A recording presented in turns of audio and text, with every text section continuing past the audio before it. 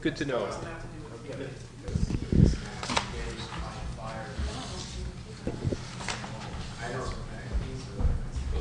But I do have, let's just see, I do.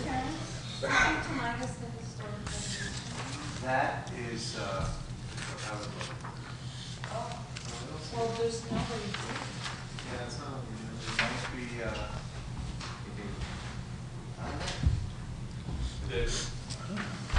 however, I know Deb is watching the meeting, so you should I just got a desire for a coffee and a bagel. Oh, now I know why. Okay. I didn't know I was feeling that way. I am not surprised. But it's not on the agenda. I still have done it.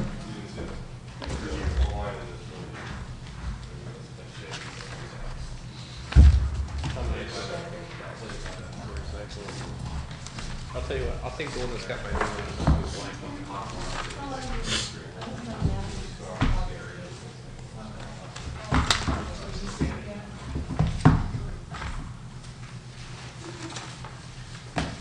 Oh, I didn't hear that.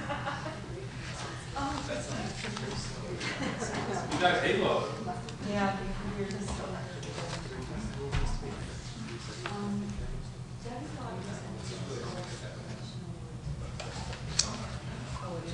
One of these days. no one is here. But I'm here, so I'll wait around and see what happens. Very little. That's that more than anyone I've known so far. That clock is on. Okay. Becca's not maybe here. I'm not too here. I really like Inevitably, I'm going to knock those over one day. It's inevitable. I will apologize.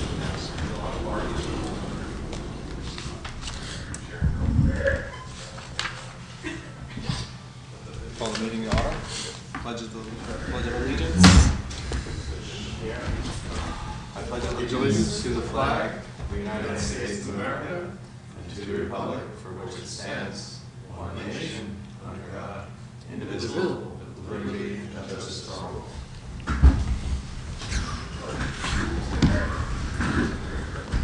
This is where we trash these wires.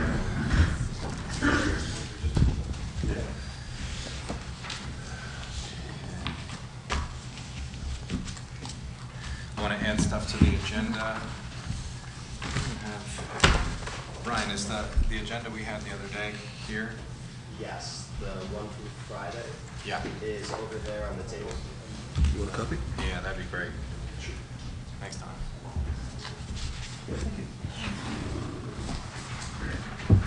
Pass this down. Okay. I'd like to have a discussion of public access joint town village committee. As I understand the town's going to be discussing that tomorrow. I just wanted to. Yeah. I had that on my list. I had Oh. several. Oh, come on, okay. Several things. I was just trying to fill the silence.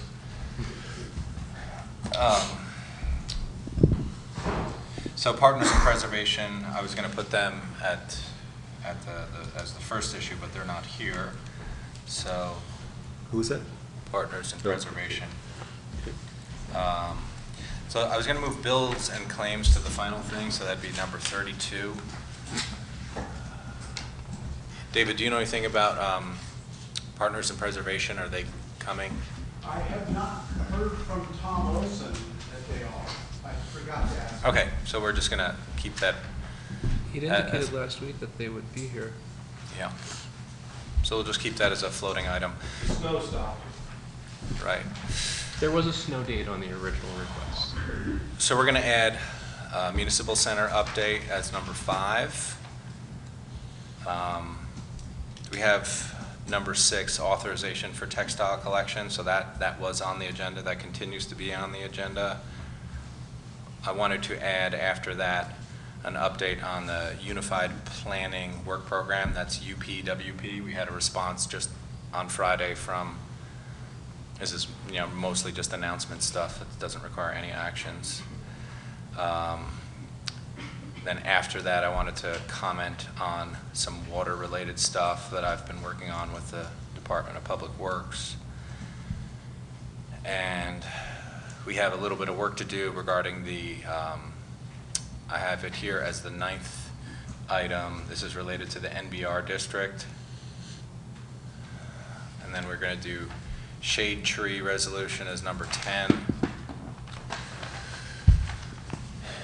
Our building inspector made a suggestion today regarding the Carmine-Liberta Bridge project I wanted to discuss, so that would be number 11. I had the discussion of the reinstatement of the Joint Town Village Public Access Committee after that. 13, I had as the consultant regarding the sidewalk project, so that continues to be on there. And I wanted to add agenda item 14, an update on a possible new firehouse location. Next items were on this agenda: the renewal of the liquor license, parade request, event application for the 5K run, the request for an extension of a water bill that still stays on. Discussion of village website stays on. Request of, this is the NAMI Mid-Hudson Ribbon Campaign, stays on. Summer Solstice Festival, Bike Ped Committee, New Paltz, baseball, softball, Baseball Association opening day ceremonies, Walk-Up River Alliance insurance, setting public hearing date for local law to override, we have to do that. Tax cap limit is established. And this I want to remove from the, oh no, we can keep this on, the discussion of the shade tree. That should probably just be added to that other shade tree resolution up above. Then we have the resolution regarding the CDBG $600,000 sewer grant. And we just got something last night. The Affordable Housing Committee wanted to get village board approval regarding a Facebook page. And then I wanted to add something, if I were to go to an Association of Towns or NICOM conference. And then we also need someone tonight to sign off on bills and claims, since Rebecca is absent tonight. And that's all I had, but thanks for... That's it? I'm exhausted already. Yeah. Well, we had a big agenda, and then we had several things added to it. I would like to make one announcement. It doesn't require any discussion, I believe. Go ahead. Are we in announcements? Yeah. Okay. I have been in touch concerning the safety committee with Mr. Bloodgood of NYMIR, and he's put me in touch with another nearby municipality that has formed a safety committee. They're making recommendations about the constitution of such a committee, who might be on it, and so forth. I'll have more to report at the next meeting. Okay. I think I'd like to make a motion to accept the agenda as amended. Can we do that? Good idea. It wasn't done. Second. Second. It's fine. All in favor? Aye. Okay. Other announcements, I wanted to update everyone on the oil spill discussion that we had at our last meeting at 5 Mulberry Street. We were very concerned about some oil that had spilled, and we gave the property owner a very tight timeline to get that cleaned up. I'm pleased to announce that Sylvia, the property owner at 5 Mulberry, worked with our building inspector and made sure that happened in a timely fashion, so that's nice news. I also wanted to take a minute to thank our staff, both David Gilmore and Nancy Bronco. We received really favorable news today about a grant that was awarded to the village to replace a culvert underneath the rail trail near Water Street, and this is related to a New York State DEC estuary grant.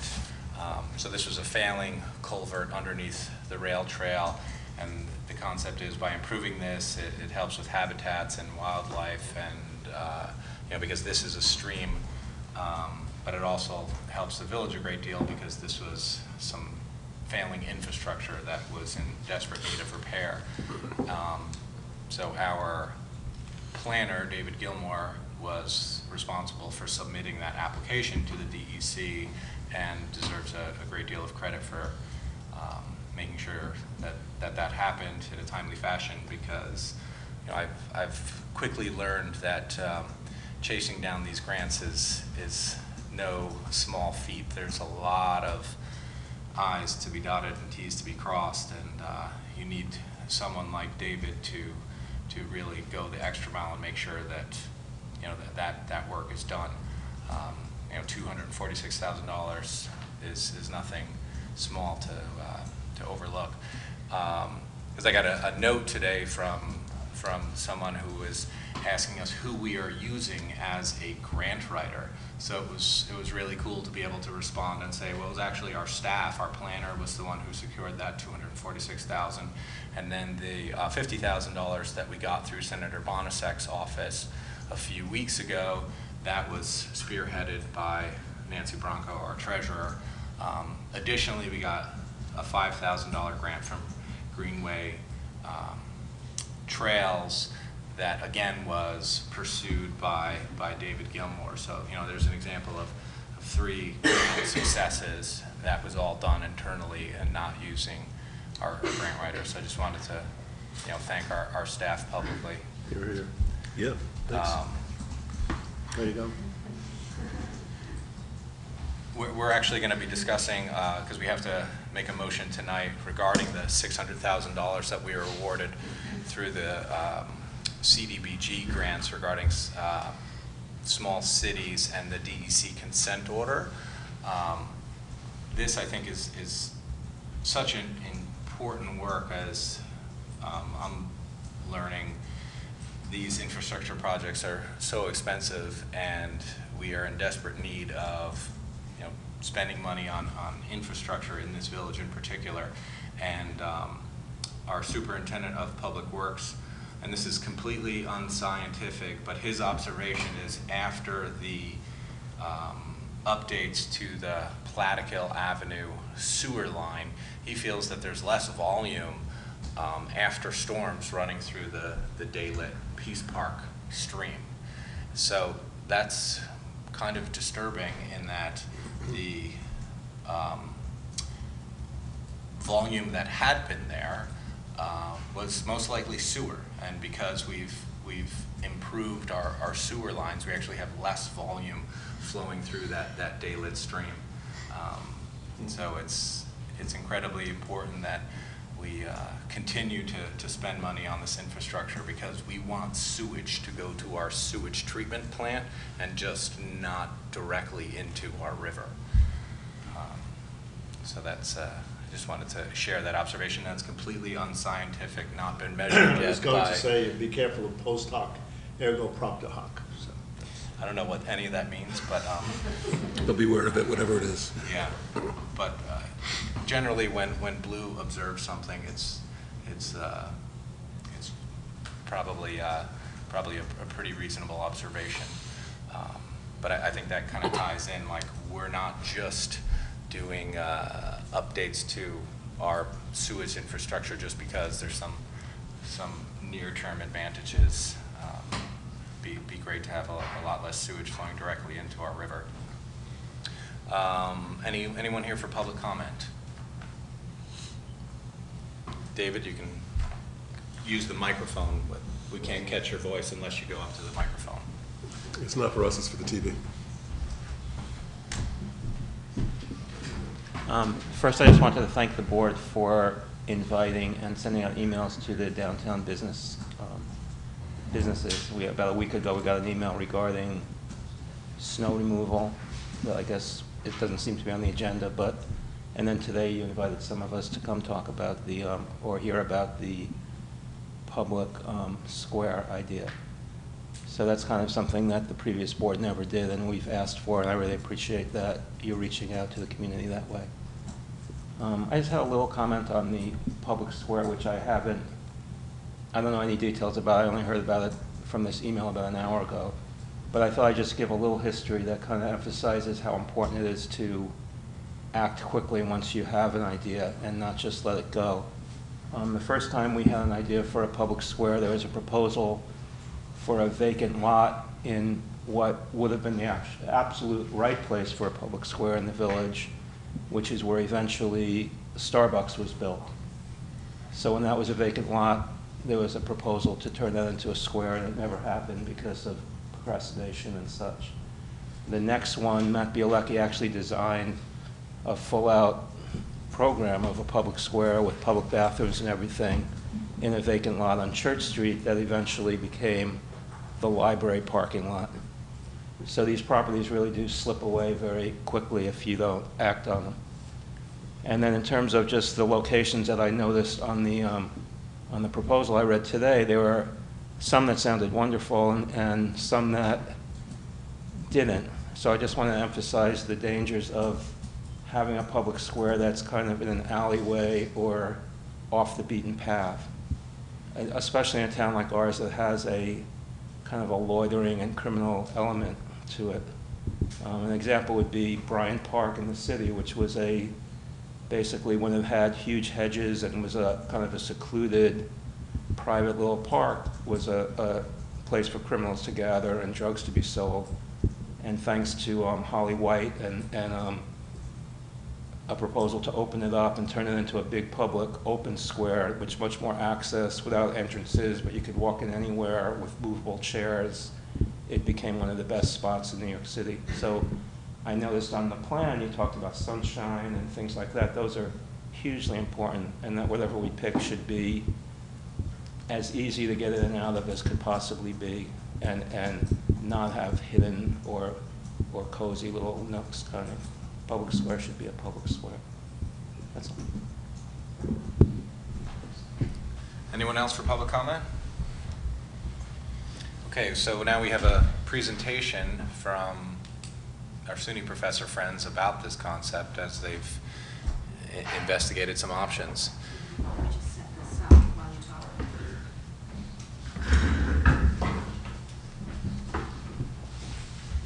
So, Emily, I realize we have to speak right here. So, do you want to? I don't know.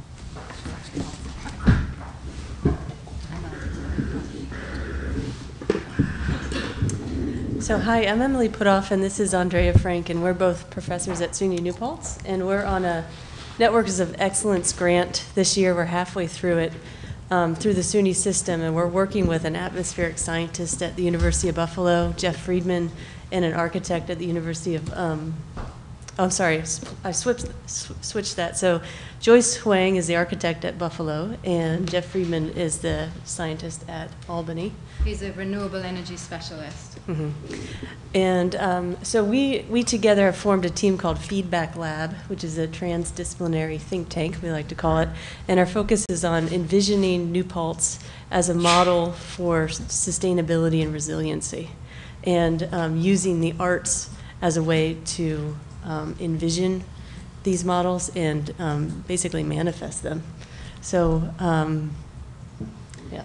Yeah, so we received this grant. We're very pleased to find very open, receptive people in the village, in the town, and had first meetings with Tim, other board members from the town, and tried to engage in a discussion that really asks what in terms of sustainability is desired and wished for. And of course, there's energy, etc. And there's a desire for community. And we try to be, in general, we try to be as inclusive and open with this process and creative as we can. So after several meetings, etc., we had a community engagement session. Here's our flyer, and I can click through a couple of images of our engagement meetings where we actually worked on a 3D model of the town. We're really trying to engage visually and through envisioning, but also through understanding what is. So you just see a couple of pictures of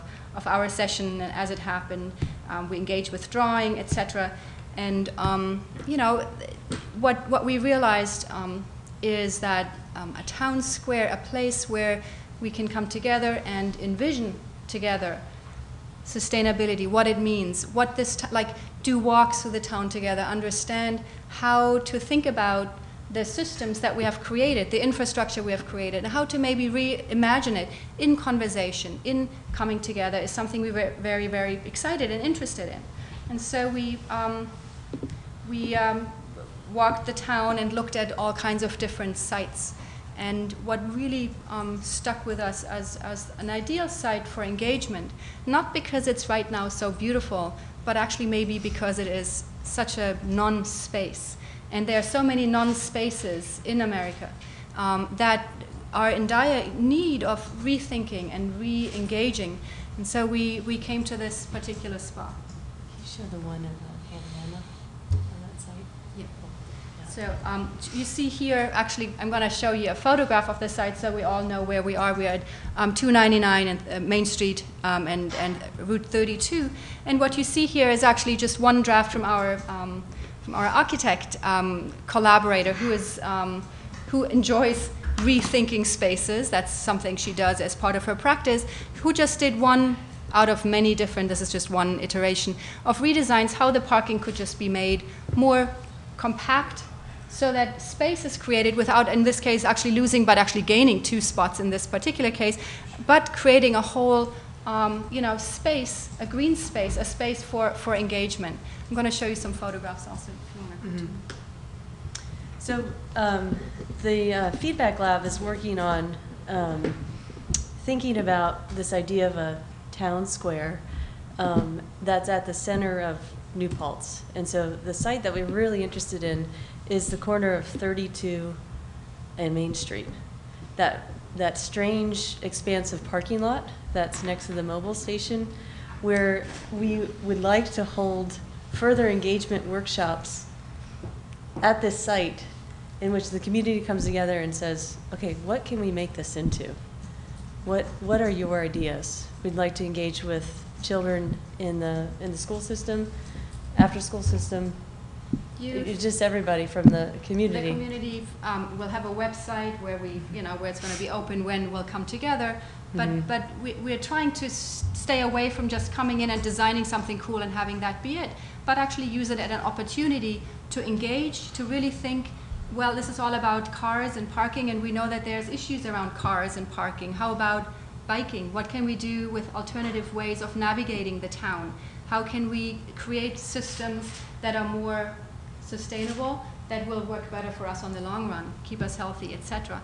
And we see this as a great opportunity, first for engagement, and then slowly building it into, and it's interesting, I'm so glad that there is support for doing something, but we also feel like this, there could be a temporary solution that then gets tried out, somebody else has ideas, or we realize, well, there could be also a stage, there could, there can be evolving ideas that can manifest and then slowly grow into a place that is a place, from a parking lot into a real place. So I think you, if you have questions, I think that what we see our role as artists and architects and scientists is not to come in and tell New Paltz what they want there, but actually to convene these community sessions and help the town visualize what could possibly be there. And so we're that's really our focus of this particular grant. And the next step right now, because we got a grant that really helps us to do first steps, understand sites, start engagement, but we really need to raise funds from here. We got a seed grant, and we are interested, with the support of town, the village, to do this next step and write grants. But of course there's better chances if we know that there is strong support for moving forward. And we have identified one grant that we think is awesome for what we're trying to do, which is the National Creative Placemaking Fund by Art Place America. Now this is for artistic engagement in towns. There's up to 25,000. It's not huge, but it will be a next step. And No, from there, 250,000. 250,000. Yeah. Sorry, it's all the same, is it? That's bigger. Bigger. So this grant, the deadline's in March, and it's how can arts be used as a catalyst to create place in different communities. And so this is a perfect grant for us to as a community of New Paltz to say, okay, how can we do this here and fund these engagement sessions, and then perhaps have a sustainable park in the center of town rather than a parking lot with lots of concrete kind of thing. So really what this presentation is about is we're sort of asking if there's interest, if you guys are on board and will support this, and I think we need some sort of permit stuff and that kind of thing. I'm not sure about the logistics of that, but that's Does where we're anyone at. from our board have any questions right now? I do. Thanks for coming down. You had mentioned that you were looking to get community feedback on what to do with this site. Did you have any general ideas? When the mayor approached us about this, he had mentioned solar panels and some other things. Yeah. Could you give us some more details on, or are you trying to step back and not make any details? Well, as a sculptor, I have a million visions for what could be in that space. So, solar panels that people can plug in their devices, or a playground kit where kids can ride on the merry-go-round and generate energy, and like a bicycle hub and Seating, planting. rammed stuff. But I think that our real focus is, okay, we can bring these ideas to the table, but we also want to hear what the community actually wants here and make it a collaboration with the community. So we do have those ideas. We can bring them to the table, but we don't want to assert those. Of course. Yeah. I just want to confirm that the village has, for many years, had this notion of a village square somewhere on the table or in the drawer. It's come up over and over again, and it's been confirmed as an interest. Not too long ago, about 6 years ago, I chaired a committee to propose ideas for a new comprehensive plan. This was one of the ideas. Okay. And it got approbation from village residents, business owners who were contacted, and members of the college community. So it's been around for a long time. It hasn't been effected. Okay. Somebody needs to figure out how to put it into. Can you tell us what has? I just want to let you know that Yeah. There's people interest. are behind it. Well, I think that's the thing is there are so many good ideas, but then execution of good ideas is probably only going to happen when there's a combination of folks willing to do the hard work and then also just some luck. And I think the luck in this situation has to do with you guys stepping up and taking a look at locations to come up with what you think would make sense in terms of the project that you're interested in. Because actually, within the first few weeks of me taking office in June, it was Floyd Niffen who came to me with the idea of doing something different with this location. Another important thing to note is that this location is privately owned by the Kempner Corporation, and the Kempner Corporation is the landlord for the post office and the Jamaican restaurant and the laundry, and they're also the landlord for all of the Stop and Shop Plaza. So they're a big time real estate operator. So what I did was I called Jim Kempner and I asked him what he thought of the idea of doing something different with this parking lot. So the parking lot is currently leased by the village. So the village earns a couple of dollars in terms of coins that are collected through the meters that are in this parking lot. So I asked Jim Kempner, would he consider doing something different with his parking lot? And his response was, I'll consider anything, but don't you dare come back to me with a concept that involves the reduction of any parking spaces. And I know that the property next door, the mobile property, and his property, there's a requirement of a right-of-way between the two. So that's one of the reasons why you have that big, expansive, open space between the two properties. that maybe could be re-optimized, and you could draw the same number of parking spots in there, and then also create some new open space. So then you guys showed up and said you were very interested in a town square concept. So you looked at a variety of properties, including this one, and you became more excited about this property. And I shared with you the same thing that Jim Kempner shared with me. If you design something for that parcel, you have to maintain the same number of parking spots and potentially add parking if at all possible. So I've most recently called Jim Kempner back and said that some designs, some preliminary designs were created. Would he care to take a look at them? And he said, absolutely, send them over to me. So I've shared the designs that your team has created with Mr. Kempner, and he's taking a closer look. And this is all kind of early days in terms of this concept, but how the village would participate or wouldn't participate remains to be seen. I think it's, I personally like the idea of trying to help you realize this vision. It may or may not involve government participation.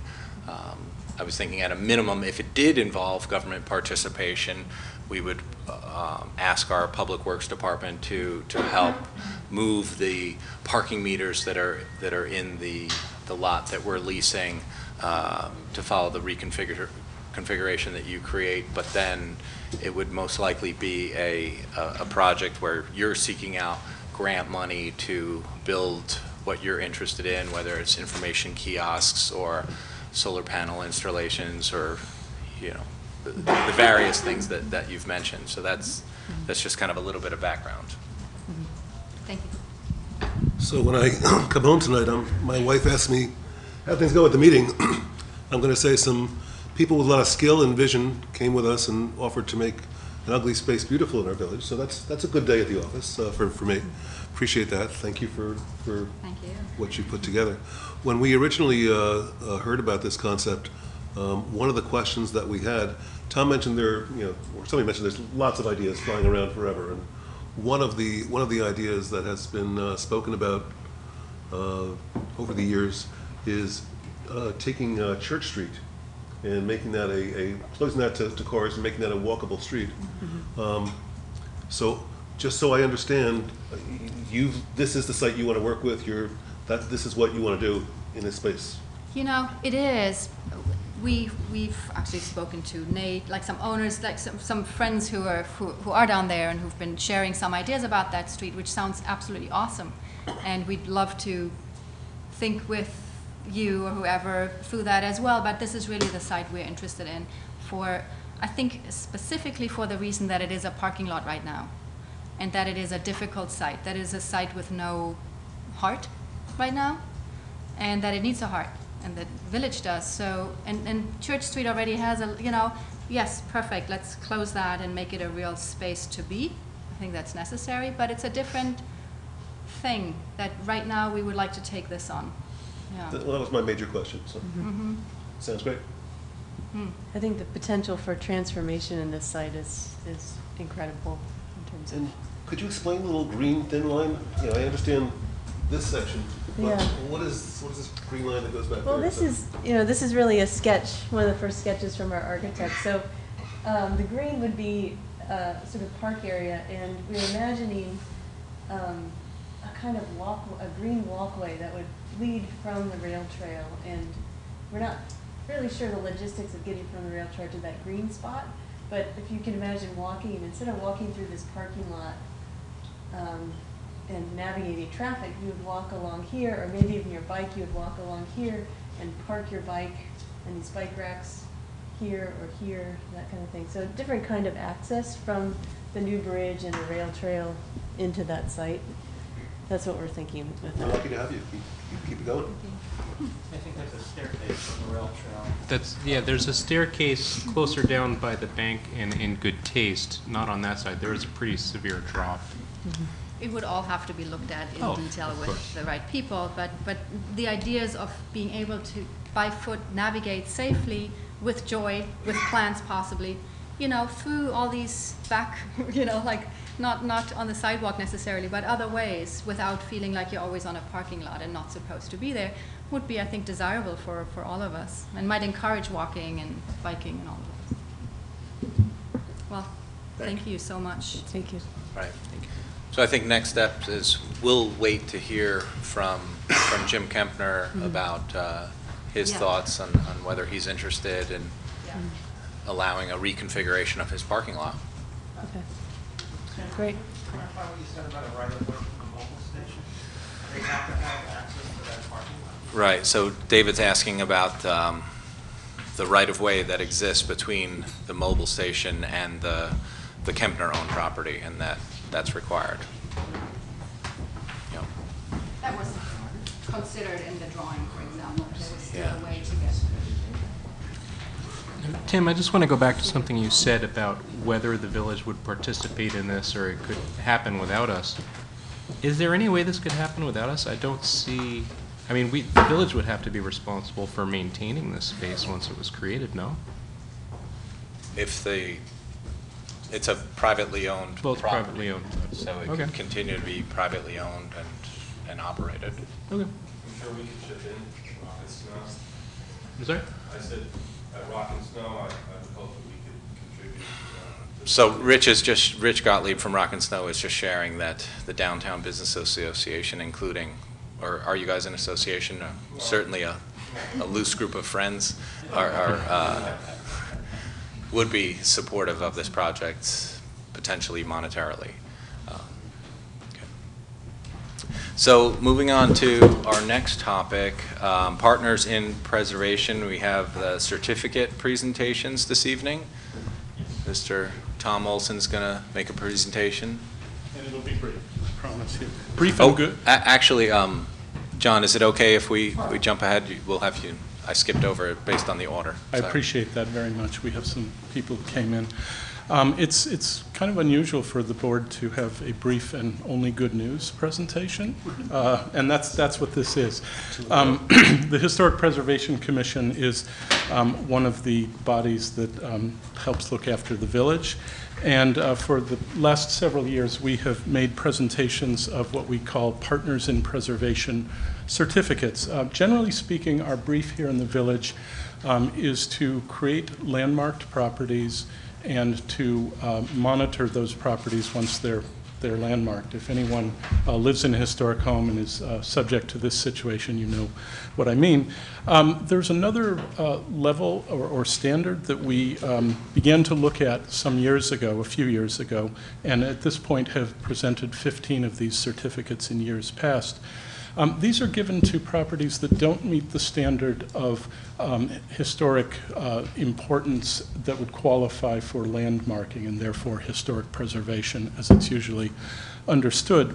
However, we looked around for a way to reward and to acknowledge property owners here in the village who do the right thing and move their properties in the direction of communal spirit, in some cases bring blighted or semi-blighted properties into better condition, and in other ways and in various ways just contribute to what we call in this discipline the built environment or the built the streetscape, I should say, of the village of New Paltz. And it's very important as you look around the village to see where evidence of this has happened. So this year we're very happy to present 3 certificates. The first one is going to Josie Areola. She is the owner of Moxie Cup. Come on up, Josie. And Josie, here you are. Thank you. Please stay up here for a while. We actually have a photographer. Josie's being commended for really revitalizing a space on Upper Main Street that had been through some interesting loops over the years and has now become not only a great place to get something to eat and a great cup of coffee or whatever your beverage of choice is, but she has, and to our purposes, really added to the exterior of that building, done the right thing in terms of bringing it back into the community and making it really something that this community is proud of. And we're very proud of you, and that's the basis of this recognition. Thank you so much indeed. Okay.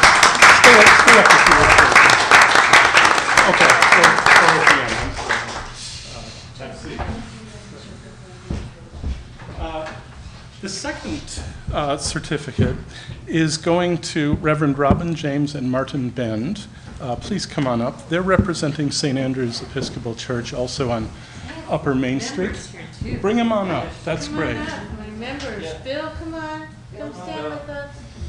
Brenda. While people are making their way, let me put this in your hands. Thank you. And say very briefly that this award is going to the church and to your leadership for very, very consistent upkeep of what we consider a real anchor in this community.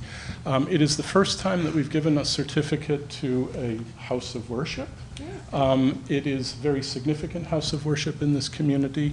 It's not on the basis of doctrinal anything. It's on the basis of really, really good stewardship of a very, very important building in our community. And we thank you. We thank your parishioners for doing the right thing. Thank you. You're very welcome indeed. Congratulations, everyone. This gentleman is a ringer, by the way. This is the gentleman that... He's the one that hooked me into this business to begin with. And I said, you can do it for a while. How many years has it been now? 10, I think. Or 100, I'm not sure. Thank you both. And we also take praise or not so much praise. I, Vicki Danskin, Ruth Elwell. Do you want to use the microphone, please? Clergy like this, we always have to say something. But I, Vicki Danskin, Ruth Elwell, we rewrote the historic preservation law and gave it some teeth. And this has been the fruit of their labors and my labors. And I'm very happy. I'm a little too old to, some people say I'm going to be landmarked. I've been here since '72, and I've just turned 80. I'm going to be turning 83. So it keeps me young to think of things much older than me. So thanks, Tom, for shepherding this through so many years and coming up with this in-between thing. So, but George Washington didn't sleep in any of these churches. So. Bill, thank you very much. Really do. I didn't know we would have the occasion to do this, but to thank Bill for starting this and for many, many years of service on it. Bill, I do want to warn you, if you're landmarked, any exterior changes have to come to us. So careful what you ask for. Last of all, I'd like Sue Stegan to come up, please. Sue is representing the New Paltz Community Improvement Team. This is a real departure for us. It's the first time that we've made this award not to a physical building or a space, but to an organization. And we are so thankful to the Community Improvement Team for years and years of various projects to do exactly what this award is intended to acknowledge, which is to improve the built environment that we live in. And your group and you yourself have done it in so many ways. We're so thankful to you. And please extend our thanks to the entire committee, if you would, please. I would like to say this is more than just myself. I was having a very hard time accepting this just for one person. I do have my cheerleaders here, and this really represents a community. This is a community, and Lou Terwilliger and Dan and Chris Marks we come up with the ideas, but very often our workers are following through on that work. We have many other people in the community that do support what we're doing, and we appreciate this award because I think it's nice to have this recognition. Thank Tom. We're so happy to give it. For years, his son wanted the hanging baskets. So bit of an nice inside connection. job. We live in a village. What can I say? It takes a village. Thank you Tom. very much indeed. Thank you. If I could have just another 30 seconds or 40 seconds, could I ask the recipients to come on up? We do have a photographer from the press. Thank you so much indeed, Tim and trustees. We're going to have some more. I think I will be not part of this. Okay. Yeah, let's let it Sure, just, Tom? let's let it.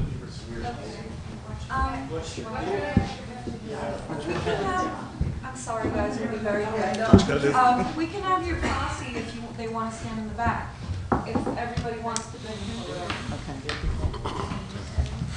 I didn't bring my posse. We're going to come visit you. I brought my posse to all the Tom, I wanted to add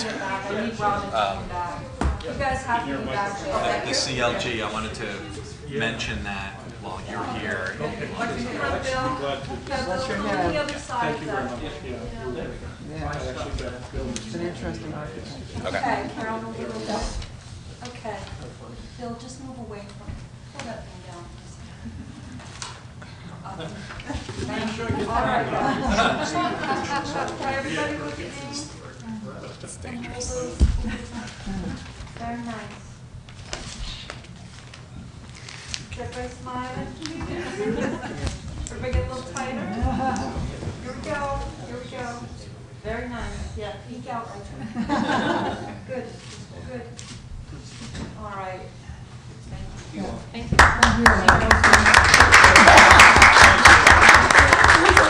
Thank you. They'll have me in the right group this time. Did you think it the last time? And thank the village for your Received support. committee, and they put all our names back with the pictures of people who were doing the chilies right. So we had all our names there.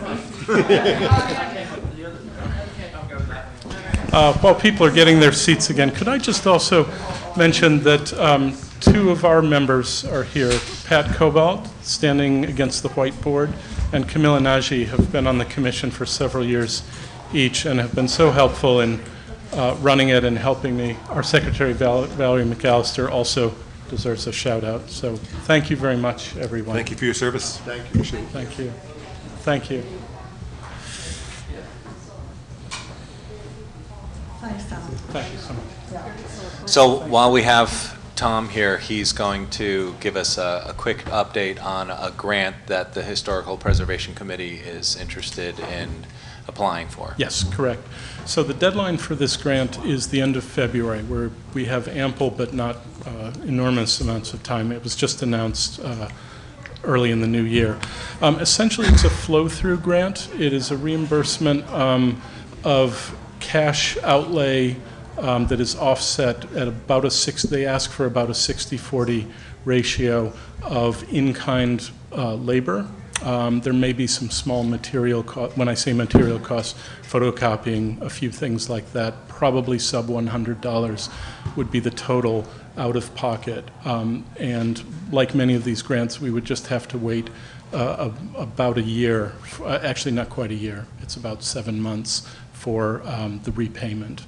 The grant that we're writing is intended to create either a video or a series of videos explaining the principles of historic preservation, bringing them right down to the community, with the idea that as much as you can write these things out, video has an educative property that even writing and even good writing can't always do. And so the idea would be to illustrate local examples, very local examples of best practices, and to send our videographer, whoever it ends up being, out to other communities that wouldn't be recognized for illustrations of bad practices. So we're being very cautious about not attempting to illustrate a renovation gone wrong or a bad practice here in the community. That can be achieved by anonymously, as it were, showing examples. There may in fact be databases of this. So the intent is to educate people on the principles, particularly so that the downtown business district is aware of what we stand for, what we're trying to do, how we're very much in sync with national practices and national standards. And then part two of that would be to educate the local public on how one goes about getting a certificate of appropriateness if you have a landmarked property or if you're in a landmarked district. We've had some low-grade but persistent problems with people not really understanding what the directions are, what the protocols are, and that can be frustrating to a homeowner who's trying to get a project done. And we're quite convinced that having a video component is really going to help that, right down to some video of filling out forms and that sort of thing. So the money side of it would be whatever has to be laid out to the videographer team or the videographer would be a cash outlay. That should be 100% reimbursed by New York State, because our offset would be the commission's volunteer time and a certain portion of Dave Gilmore's time to write the grant and to help administer it through approximately 1 year. The good news about these grants is that they are fairly straightforward. The Historic Preservation Commission has a very good record of making this work exactly as intended, and to the best of my knowledge, the village hasn't spent a penny of cash, although quite a lot of volunteer time on that. So that's the intent. We'd be asking for something on the order, I think, of about 50 hours of Dave's time over about a year. Probably quite a lot more than 50 hours of volunteer time from the commission, and I would think less than $100 of in-kind photocopy paper, et cetera. Okay. I'd like to make a motion that our village board support the HPC's pursuit of this grant, and also support the idea that our village planner will compose a letter on our behalf saying that our village board is supportive of your application. I'd second that. Just for discussion, I think it's great. I'm all for it. I just want to make sure that we are confident that the village planner has the 50 hours available and is okay with it. Yeah, okay. I feel, yeah. All right, good. This is details. The important kind of work. Our village planner wears several hats, and this is one of the important hats that he wears. Great. Pursuing these types of grants. So all in favor? Aye. Aye. Great. Thanks, Tom. Thank you very much indeed, everyone. So John, we're going to have you. John Starr is the chair of our Environmental Policy Committee, and he's going to provide an update on the committee's recent work. Good. So I also offer mostly positivity, and I will also offer brevity as well. Currently, our commission is made up of myself, Rachel Lagotka, Marnette Saz, and Noah Lynch. Over the last year since the annual report was offered, there have been several changes to the membership of the EPC. Two of the members are currently, or former members, are seated at the table now, Dennis and Don. We also had two other people leave our group. One of them was Joanna Torres, who left because she moved to the town, excuse me. And the other was Jackie Northracker, who had other engagements that took her away from the group. And we added Marnette Saz recently. Membership and retention issues remain critical for the EPC. We've sought to combat these by attending various fairs and through outreach to community groups, schools, and organizations. Those efforts continue, and it is my hope that in this report, by requesting a budget, that we can continue those efforts at recruitment and retention. Let's see. We also have had some changes to our secretarial staff. There's been some churn there, and I'll address that also in my budget request as well. But despite the membership churn, we were able to accomplish several goals, many goals, and we set the groundwork for future endeavors of our commission on behalf of the village. And the following is a list of completed projects as well as ongoing projects. In April, we saw the enactment of the plastic bag ban that was set in motion by the EPC in the previous year. The ban makes us one of 7 communities that I'm aware of in New York that either has such a ban or has legislation pending. That is an ever-growing list, and I think it's fantastic and significant that we are a part of that list of communities. The EPC looks forward to working with the village planner to promote the plastic bag ban. There was an allocation of funds that we had initially intended for signage, and we have discussed the types of materials that we would use for the sign, of course the most environmentally responsible, but in speaking with the village planner, he had some other ideas that he wanted to share with us, so we'll look forward to hearing those. The first joint meeting between the EPC and the ENCB was held since the last time this report was offered. That meeting led to a series of co-signed correspondences to the New Paltz Times between myself and Joe Bergstein of the ENCB, just making the community aware of some of the shared interests that we have between the town and the village.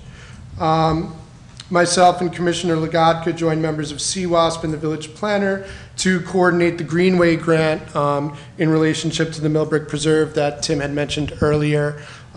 So that was a successful grant, and it's my understanding that that will be used to open up a pathway into the preserve on North Mannheim. And so we were glad to help participate in that process. Our Commissioner Marnette Saz has created a comprehensive list of recycling resources in and around the village of New Paltz. The list is available for distribution in the community, and later on I'll request some action from the board with regards to that. Commissioner Lynch has been working with the village planner on the issue of GIS mapping and its use as a critical tool for analyzing development impacts in the short and long term. Specifically, NOAA has expressed interest in generating a land use map analysis to determine environmentally critical areas and identify lands that may be ripe for development. And he's also begun to examine the possibility of creating a stormwater utility within the village to assist with MS4 compliance. And that's something that the EPC would like to continue investigating as well. Commissioners Starr and Lagadka have met with members of the Shade Tree Commission, the village board, and the village planner to consider the role of rain gardens as a component of stormwater mitigation. All three organizations remain in contact, well, individuals and organizations, remain in contact in an effort to procure grant funding for the establishment of rain gardens within the village. And we've been looking at possible sites where that might be possible and possible permutations of how that might come about. So those investigations persist. Part of the report that we offer to the village board, as elucidated by the law that created the EPC, asks for recommendations from the EPC for the way that the commission is governed and the way that its operations go through. And I would like to sort of take a wait and see on making recommendations in light of the mayor's proposal for a sort of change in the purview of what the EPC might do in relationship also with the ENCB. So for people who might not know, there was some discussion, it's an idea at this point, that the EPC and the ENCB would become both town and village operations with memberships of people from the town and people from the village. That's an idea, and it's something that we're discussing with the EPC. I have made correspondences with the ENCB about getting together with them to examine this idea further. I will say personally, I am moving to the town of New Paltz, and so this will be my last official action as the chair of the EPC as it exists now. So the potential for the EPC to become a town and village operation would, for me personally, have ramifications. However, I would also, and this is myself speaking personally, advise caution and let thoughtful people be thoughtful and examine what that might mean and what that would look like moving forward. That said, the EPC looks forward to having those conversations and to meeting with stakeholders. And I myself personally would like to offer any services that I can to facilitate those future discussions, regardless of my status. As far as budget and general requests, the EPC would like to request an operating budget of $250 for the purposes of training and recruitment. This is in keeping with our last request from last year, so this amount has not changed. We've used this historically to set up tables at volunteer fairs and the like. Certainly with MS4 compliance on the horizon, we may wish to attend training and those kinds of things as they arise. And so that operating budget would allow us to do that. The EPC would like to request that a dedicated secretary be assigned to the EPC, and if one cannot be found, that the village board allow for the hiring of a secretary from beyond the current village staff. There was some scheduling changes that were made to accommodate our use of the village clerk as our secretary. That resulted in some time shifts. I believe that they are working for all involved.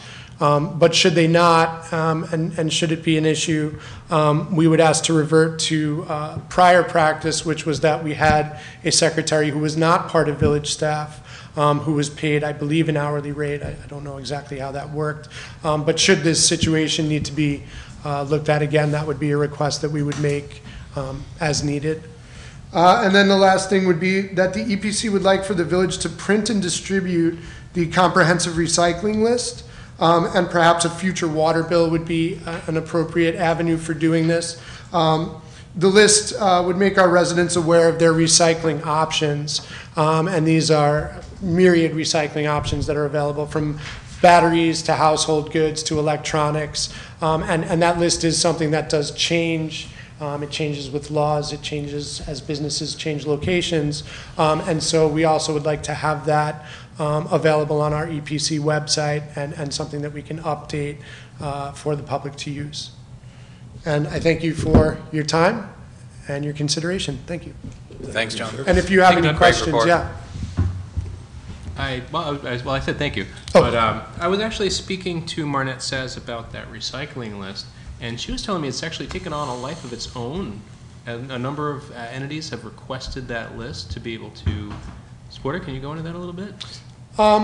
So yeah, the list has taken on a life of its own, and it has something to do with the fluid nature of those recycling areas and centers. And there has been a significant amount of interest. I think the way that Marnette has created the list and the way that we've sort of envisioned it as a group was that it would be the kind of thing that would go perhaps on your refrigerator or where you keep your takeout menus, and something that you could refer to and that you would have on hand as a useful document to use. So. Well, that's where mine is, on the refrigerator.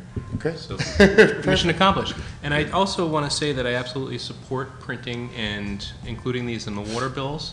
You know, if you watched the joint town board meeting last week, we were discussing the concept of municipal waste districts.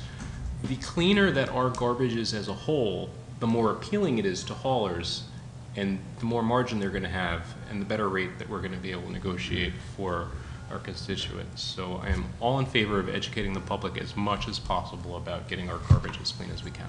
Agreed. Thank you. Thanks. Just a related update for the board. Recruitment challenges were mentioned a couple times. There are 2 prospective members coming to the next EPC meeting. So I think we have the opportunity, if they both find they are interested after attending, to have a fully staffed EPC of 5 members. Quick question. One of the prospective members has is a very early riser and has great concern about the fact that the meetings start at 7:30 and run late. If the EPC was able to take care of their own scribing and recording of the meeting, would the village board have any issue if they met at a different day and time than the one?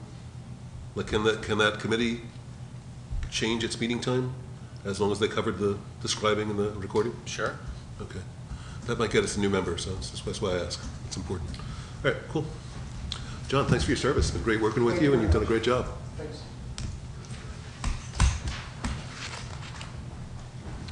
Before we approve the minutes from our last meeting, I actually had a change or an addition in the minutes. The discussion about raising funds for the Millbrook Preserve. You refer to Peter. I just wanted to include Peter Beanstalk's last name, and also include Councilperson Marty Irwin, along with Julie Lillis. Peter, Marty, and Julie are working together Actually, Village Planner David Gilmore has been involved too. But when we purchased as a village the Millbrook Preserve property from Mr. Beanstalk, one of the conditions included Mr. Beanstalk making a best effort to raise $35,000 to go towards the preserve. And he is being very, very serious and thorough with his promise to help us raise money. My fingers are crossed that he'll raise or help us raise more than the $35,000 to go towards operations of the preserve and environmental education. Marty and Julie have a few different ideas about what that might look like, but I just wanted to make sure that Peter was getting proper recognition for his efforts and his contributions to our village. So I'd like to make a motion that we approve those minutes, unless anyone else has some changes. Yeah, I saw a couple of minor typographical changes. So those things we can fix on the back end, or do we need to call them out? You know, every minor. Well, when you see them, you can send them to Ryan in advance of the meeting if it's like a typographical thing. Okay. But I think they technically should be changed before we approve the minutes. So All right. There were a couple of just minor grammatical things. So we can hold off. Let's hold off on it. Let's just pass revisions. So nothing as far as content, just grammar. The English major in me. Open meetings laws require you to change content like that as long as it doesn't change the intent of the document. So if you want to approve it and then change just grammatical things, you can do that. Boy, am I glad he showed up today. All right. With that in mind, I will motion that we approve the minutes. Second. All in favor? Aye. Okay. So, Muni Center update. Don and I attended an executive committee regarding the Muni Center project on Sunday afternoon, so we'll give you a very brief update about where that stands.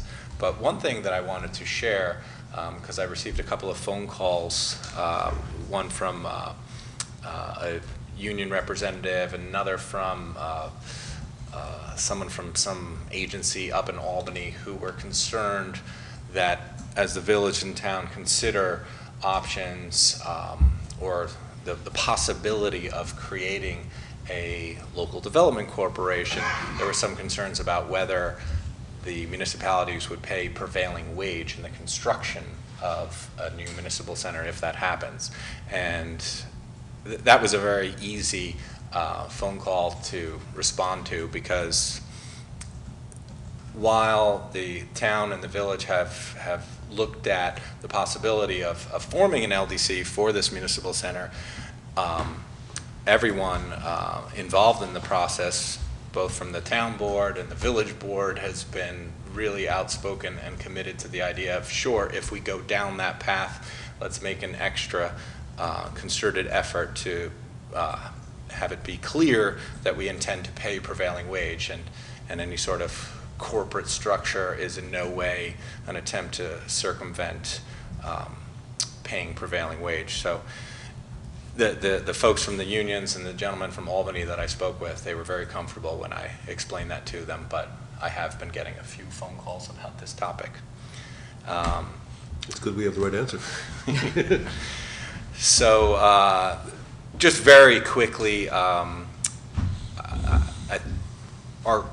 committee, who has representatives from the town board and the village planning board, are taking a hard look at this municipal center and just wanting to be very comfortable with the cost of the project. We really don't have any new information beyond that, except it's an ongoing thing, and I feel very confident that we have the right people taking a hard look at what this project might eventually look like. If you wanted to add anything, Don. Well, I think there's been an expectation that and a plan in place that we would finalize things in the very near future, and this would be cast in stone. And my takeaway from the discussion this weekend is we want to make sure before doing that we take a good hard look. I think, let's just say some of us, I think all of us are very, very conscious of the size of the proposed project, the potential tax implications, and so we want to make sure we take a look at this not once, not twice, but 4 and 5 times, and that might take a little bit more time. So I'm not personally expecting that we're going to finalize anything at our next meeting. I just think we want to make sure we take a look at this from 17 angles, and I think that's what we're doing. Okay, well said. Next topic, authorization for a textile collection. I know that the village had done this in the past. Yes. Who added this to the agenda, wants to give us an update? 'Cause I did not add it to the agenda, but I did read in advance that it was proposed, and I saw no reason not to support it, given that we've done it before, and that it's an altogether honorable and good thing to do. You want to describe it a little bit? Well, the village center here would be the locus of collection of clothing and other textiles to then be sorted, cleaned if necessary, and donated to an appropriate not-for-profit entity. I'd like to make a motion that we authorize the time-honored textile collection. Second. All in favor? A little bit of discussion first. Okay. Sorry to slow you down. Discussion. Sorry, back up. Last year, and I want to say completely support this endeavor, I just want to make sure that we don't have any scheduling conflicts. Because last year when we did this, there was an event that the fire department held on the same day, and there was some issues just involved in having 2 events at Village Hall on the same day. So I just want to clarify, so I want to maybe amend the motion that we make sure we don't have any scheduling conflicts, but otherwise approve it. Or how Or about just be amend the mindful of motion it? So it would be mindful of it, and if there's a way to improve the event and be mindful of some potential conflicts. So I wouldn't necessarily want to, even if it seems like both events are most likely going to happen on the same day, I wouldn't want to make this approval conditional on that it couldn't happen if there was another event. Fair enough. I also would not see this event as being peculiar in that regard. This caution should prevail for any activities that we have. We have Sierra Club meetings, and many other groups meet and use this very space. And we need to be mindful of whether there's a conflict between such a community-based meeting and another meeting, either of the official bodies of the village or an entity like our fire department. So I think what Dennis is suggesting, though, is just that it's a great idea. If it's a good idea, but let's just take an extra look to make sure if there's another event happening at the Village Hall property that they're all accommodated for. Absolutely. Both events were staffed by volunteers, and I know there was frustration on both sides, so I just want to avoid that in the future if at all possible. So should we amend the motion, or? I think we're just going to be mindful, and the motion is as is. Okay. Sounds good. So all in favor? Aye. Okay. I added this to the agenda. This has to do with the UPWP. That's an acronym that stands for Unified Planning Work Program that has to do with transportation planning. So the county asked us for projects that they would provide some help with, and with our planner, we submitted 3 ideas to them. One of them had to do with taking a look at congestion and events that take place in the village and how we deal with traffic. The second had to do with a study of the rail trail, and the third had to do with improving bike ped access on the recently rezoned NBR district, the 32 North District. So the response that I got, because I happened to be in Kingston meeting with Director of County Planning Dennis Doyle on Friday afternoon with Town Supervisor Neil Patez on another topic, so he figured he would update me, so now I'm updating you guys. The congestion study regarding events, he said that that's not going to be something that the county is going to help us take a hard look at. The project regarding a rail trail study, they are interested in helping us take a closer look at, and the thinking is that they would help us essentially tee up an application for the CFA deadline this summer. I had a good conversation with with our planner, David Gilmore, today, and I felt like he kind of helped me crystallize this concept of like, well, what are we going to try to do when we look at the rail trail? And I feel like the rail trail performs three different functions, and we kind of have to get that balance correct. And just brainstorming with David, I feel like the three concepts are basically this. The rail trail provides a recreation piece, there's a habitat piece, and there's also a stormwater management piece.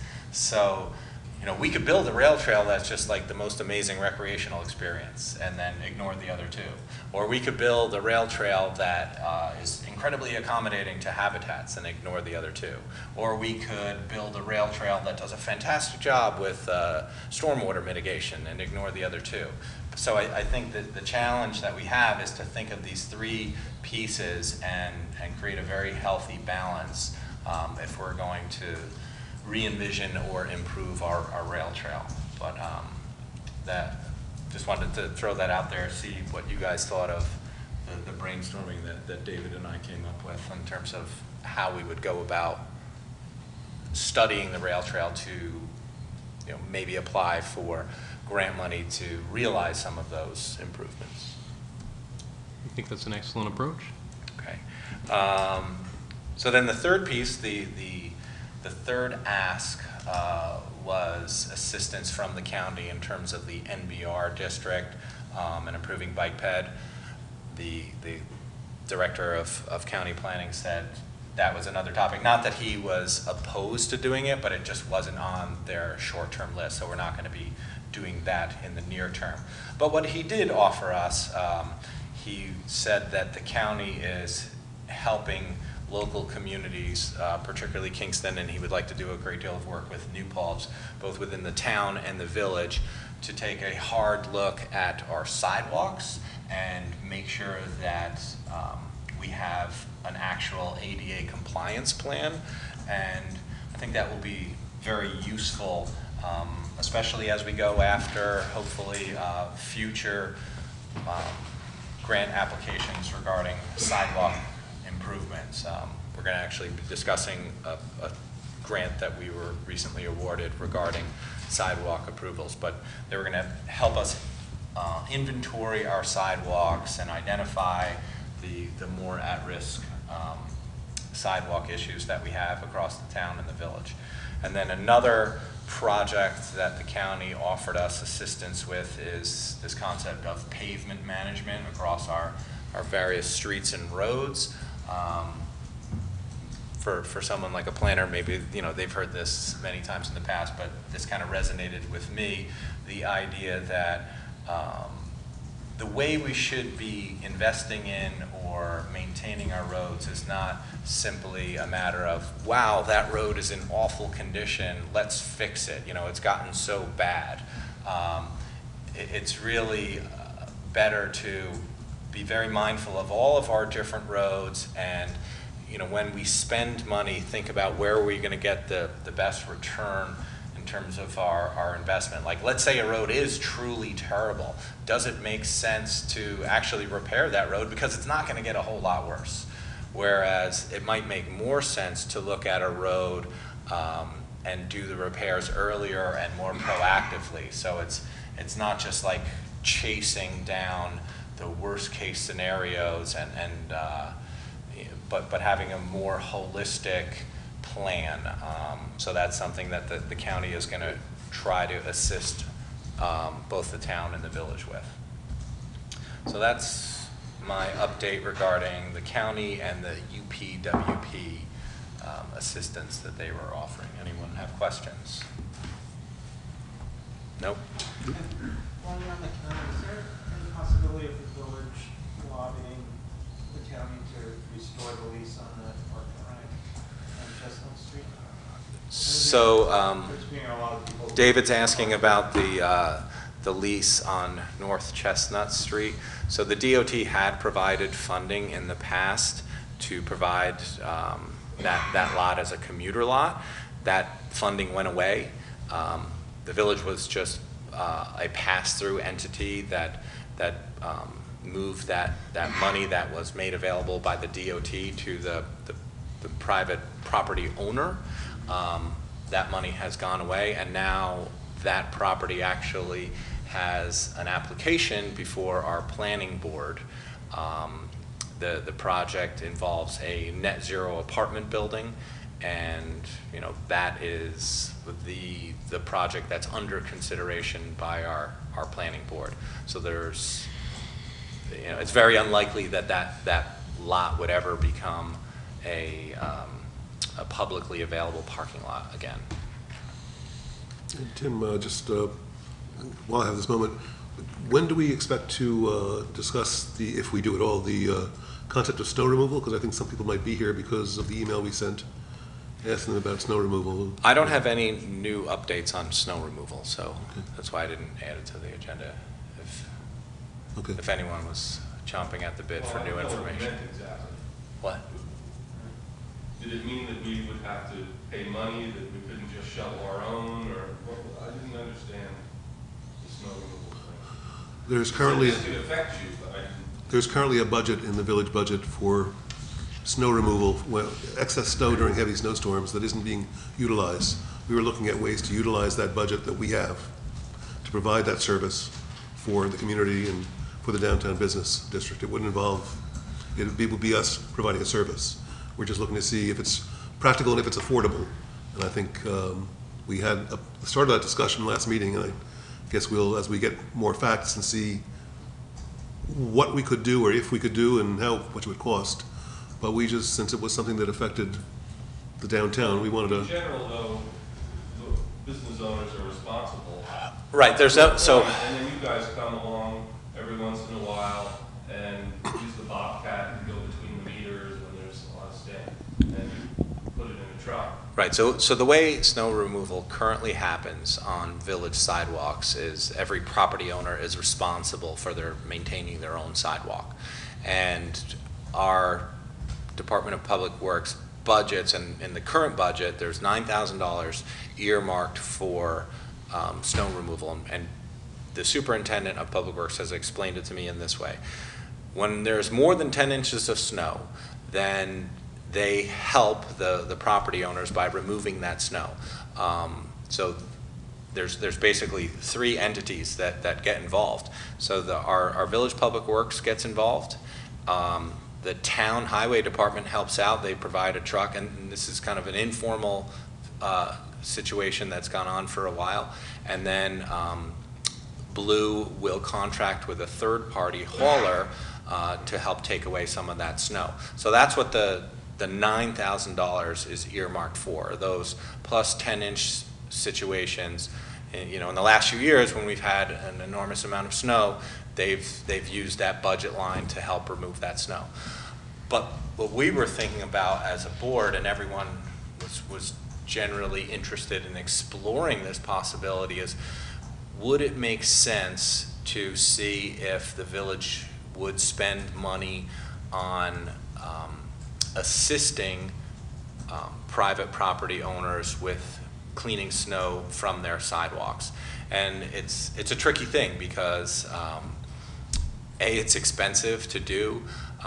We kind of toyed with the idea of focusing on the downtown business district because sure, you could say that benefits the property owners, but it also benefits people from the community broadly. It's very nice to walk down a sidewalk when you're out and about in the village of New Paltz and not have ice and snow on it. So that was the thinking. So we were investigating how much would it cost if we contracted with a third party to shovel snow and haul it away, or just to shovel snow. I mean the trick is snow is obviously a moving target. Like, you don't need to haul away snowfall when it's only 2 inches, but you definitely need to haul it away when it's a lot of snow. Then we were also investigating the potential of hiring seasonal help for that shoveling. And we were just spitballing about what we could do, and we continue to do that. And I'm discussing the possibilities with our superintendent. But but that's where it You're is. talking about the actual shoveling of the sidewalk, not the additional, actually taking a step further and doing the shovel. Yes, we were considering shoveling sidewalks. So I would just put forth that there could be a great benefit to that in that some property owners do a really terrible job, so that even they might meet the expectation of the law, but they're not ending with walking the sidewalk. And that was our thinking. That was our thinking. We shovel all the way, we shovel the whole of Church Street. Right. Because Sherrod, the apartment building owner, he gets there 2 days later and has a crew go and try to chop the ice, and our customers need to be there, so we end up shoveling his, we shovel all the way down Right. the other way. I get it. It's in your interest. It's right. So It's if there was somehow a way to have it done professionally, that'd be wonderful. But we also have, it would be very, for us, it has to be done by 7 a.m., so being honest, if you were coming at 3, we would have already done it. I'm actually comfortable that we're having this back and forth. We generally try not to do this during the business portion of our agenda. But if you guys wanted to take the microphone and add a couple of more comments, I don't mind. But it probably would make sense that you use the mic as opposed to just commenting from there, because otherwise it's going to not be picked up by the video. It also might be worthwhile in having some sort of just a public session, inviting all the other business owners down, and we can have, rather than rushing through it in the middle of our agenda and adding it to be considerate, we can actually sit down and flesh it out fully, because, like Tim said, we're just trying to come up with ways to support the business owners, because the business owners in the village have been tremendously supportive of us. The bag ban, there are all these things that you guys support us with, so if there's a way for us to return that favor, by all means we should. So maybe a different forum is the way to do it, where we can throw all the ideas up against the wall and really take a look at what sticks, because what I'm getting from you, Mr. Mayor, is that it does not seem very financially viable as we originally considered it. But it seems like we're all very interested in fully fleshing this out, because it absolutely holds a benefit to business owners and residents. So maybe we can do that going forward. Do you want to share something, Rich? Well, just it is a complicated thing, and not just because some business owners or building owners might be remiss. I think that there's just some places where there's no place to shovel. I'm very lucky. We have extra sidewalk in front of the 44 Main Street, and then at the new place, we have plenty of ground in which to shovel on. Although, just to show you the added complication for all of this, when we do shovel across from Wells Fargo at the new place, if it's a lot of snow, a half hour later we have to shovel again, because the county plow puts it right back on the sidewalk. So that gets complicated. But I do feel like there would be a loss if the business owners didn't share the responsibility. I think that's a good thing to integrate business and community and the government here, is that we need to do our fair share. So if someone is not doing a good job, it sort of almost behooves us to contact those people and say, hey, I don't want to get the government involved, but you need to do a better job with your shoveling, if that need be done. But I don't know. We have a lot of people working. Putting a shovel in hand isn't always the worst thing. We have a snow blower as well. But I consider it a courtesy and again, feeling part of the community to do a good job shoveling. And I'd hate to see that taken away from us. Yeah, what I was hoping to do is to collect a little bit more information before kind of getting folks in a room to actually have something to offer, like here are the pros and cons of this approach versus that approach. But as you mentioned in your public comment, we did try to proactively give the downtown business owners a heads up based on the email list that we had. I think Don provided it, or Don provided it to the clerk, and the clerk sent out a note. But our thinking was like, let's just give the property owners downtown just a heads up that this is in the works, but we don't really have anything formal to present or to beat up just yet. So that's ongoing. Water topic, I wanted to commend our public works employees. They've really been taking a harder look at consumption. In particular, we had a public works employee, John Lawler, has been trying to see how much we're using in terms of properties that are not currently metered. For instance, like our sewage treatment plant is metered, but I don't necessarily think it was really being carefully looked at in terms of our water use, because you actually need to use water at a sewage treatment plant just in terms of its operations. And we were using upwards of 50,000 gallons of water at the sewage treatment plant every day. So what our public works guys did is they went down there, and John in particular turned off a bunch of valves and tried to identify, like, at a minimum, how much should we be using. And during that process, he actually identified 3 leaks, and the public works team repaired them, and we are now using a whole lot less water. We've been collecting data daily, and we're going to try to identify, well, how much water do we actually need on a daily basis at the sewage treatment plant? And it's probably just a few thousand gallons per day.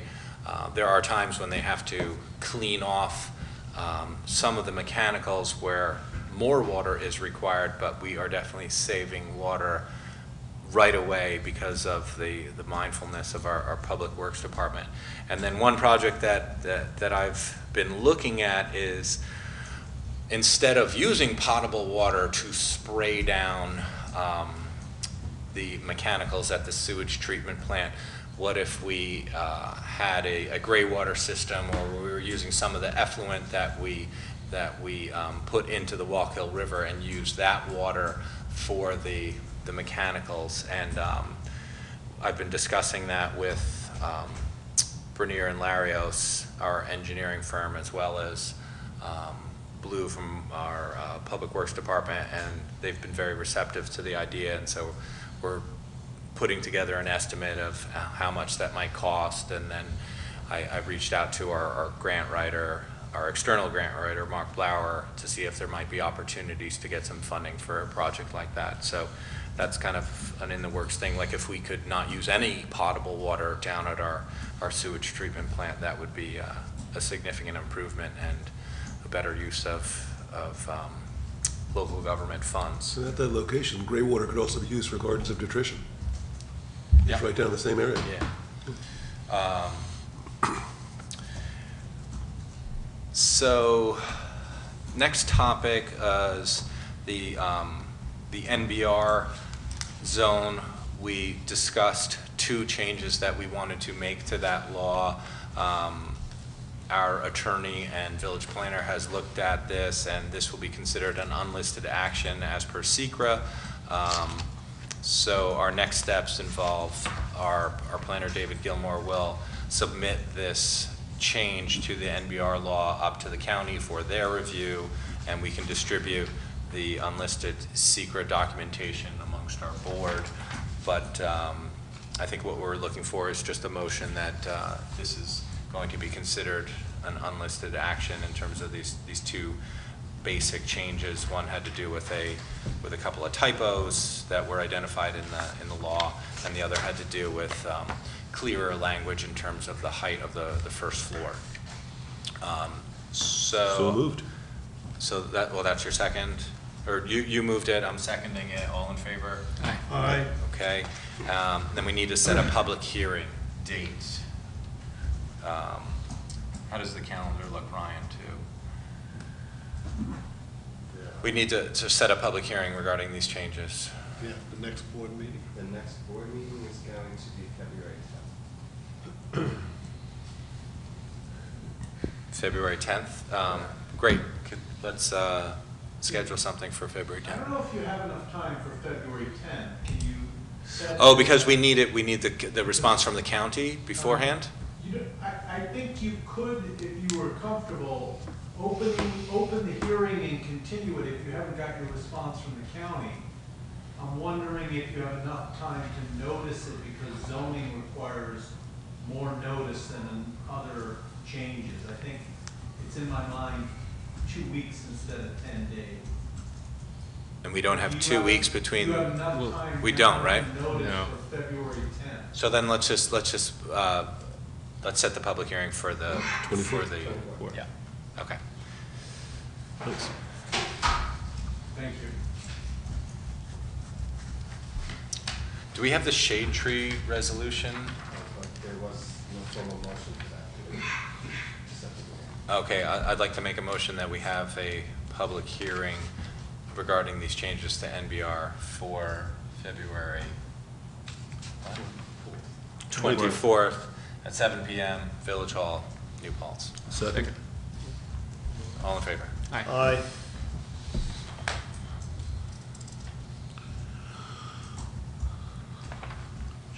I have the shade tree, it's 7-1 in our Yeah. package. Right, so this was something that the town board approved when we had our joint meeting last week, so I'd like to make a motion that we approve the same resolution. I don't have it in front of me. So this is do a tree inventory, which would make it a whole lot easier to keep track of things and know where our, I guess one of the discussion at the Shade Tree Commission meeting was if we had this sort of inventory, we could look 10 and 20 years into the future and know, trees are going to age out in this area. These certain trees are, would need to be replaced. And if we could do the replacing 10 and 20 years before we needed to, we could maintain the beauty of the, and shade in the village. I'll second that. I think someone made a motion, right? I don't remember. You make the motion. Oh, I thought someone had. I will make the motion. Second. All in favor? Aye. Great. Next item, we also received a notice today from the governor's office regarding the New York Rising funding regarding the Carmine-Liberta Bridge project. So there'd be $400,000 of New Paltz New York Rising money going towards the construction of the bridge, and another $90,000 of New York Rising money going towards the replacement of the water line that will run on that bridge. During that discussion that I mentioned earlier with County Planner Dennis Doyle, he was providing a time frame. The time frame that the county is shooting for is the install of the temporary bridge in the month of June of this year, and the project to be completed by late fall. But the notice that we received today from New York Rising included some language where New York Rising, the governor's office, was looking for letters of support regarding this project, and our building inspector, Bryant Arms, was suggesting that it might make sense for our village board to write a letter of support to the governor's office, because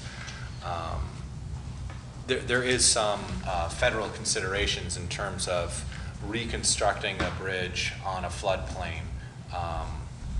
So it should not be automatically assumed that we can just build a bridge there. There has to be some strong reasoning behind it. So I would like for us to lend our voice to supporting that concept. And so all I'm looking for is just a motion that we draft a note of support to share with the New York Rising office. So moved. Discuss? Anyone who votes no has to provide kayak service across the river. Have to carry Or we water. just, Yes. or New Paltz just goes away. I mean, or Rather not. Okay, imagine I'll a vote New yes. Paltz without the Carmine-Liberta Bridge. That would be We'll kind of just have tricky. a ferry. So, all in favor? Aye. Okay. Discussion of the reinstatement of a joint town village public access committee. Good idea. So moved. Second.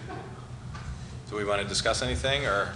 Well, just a couple points. The community of New Paltz has qualified for a second public access channel, in addition to Channel 23.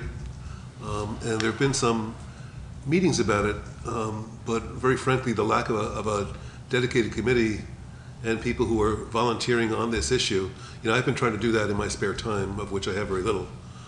So I think there are issues such as that would be aided by the reinstatement of a joint committee. And I think it's also a demonstrated example of a joint collaboration between the town and the village, which worked perfectly without any drama, without any contention over years. And I just think it's it's a good model to keep around or reinstate. So how do we get it done? Who's going to spearhead this effort? Is it someone on our board, someone on the town board? I think we kind of twisted Andrea Russo's arm to participate, right? I don't know if she agreed, but we did twist the arm. I think one person on each board has an interest in this topic, and one of them sitting there and the other one sitting here. We have a board member. This is, at least Yeah, that'd be great. Yeah.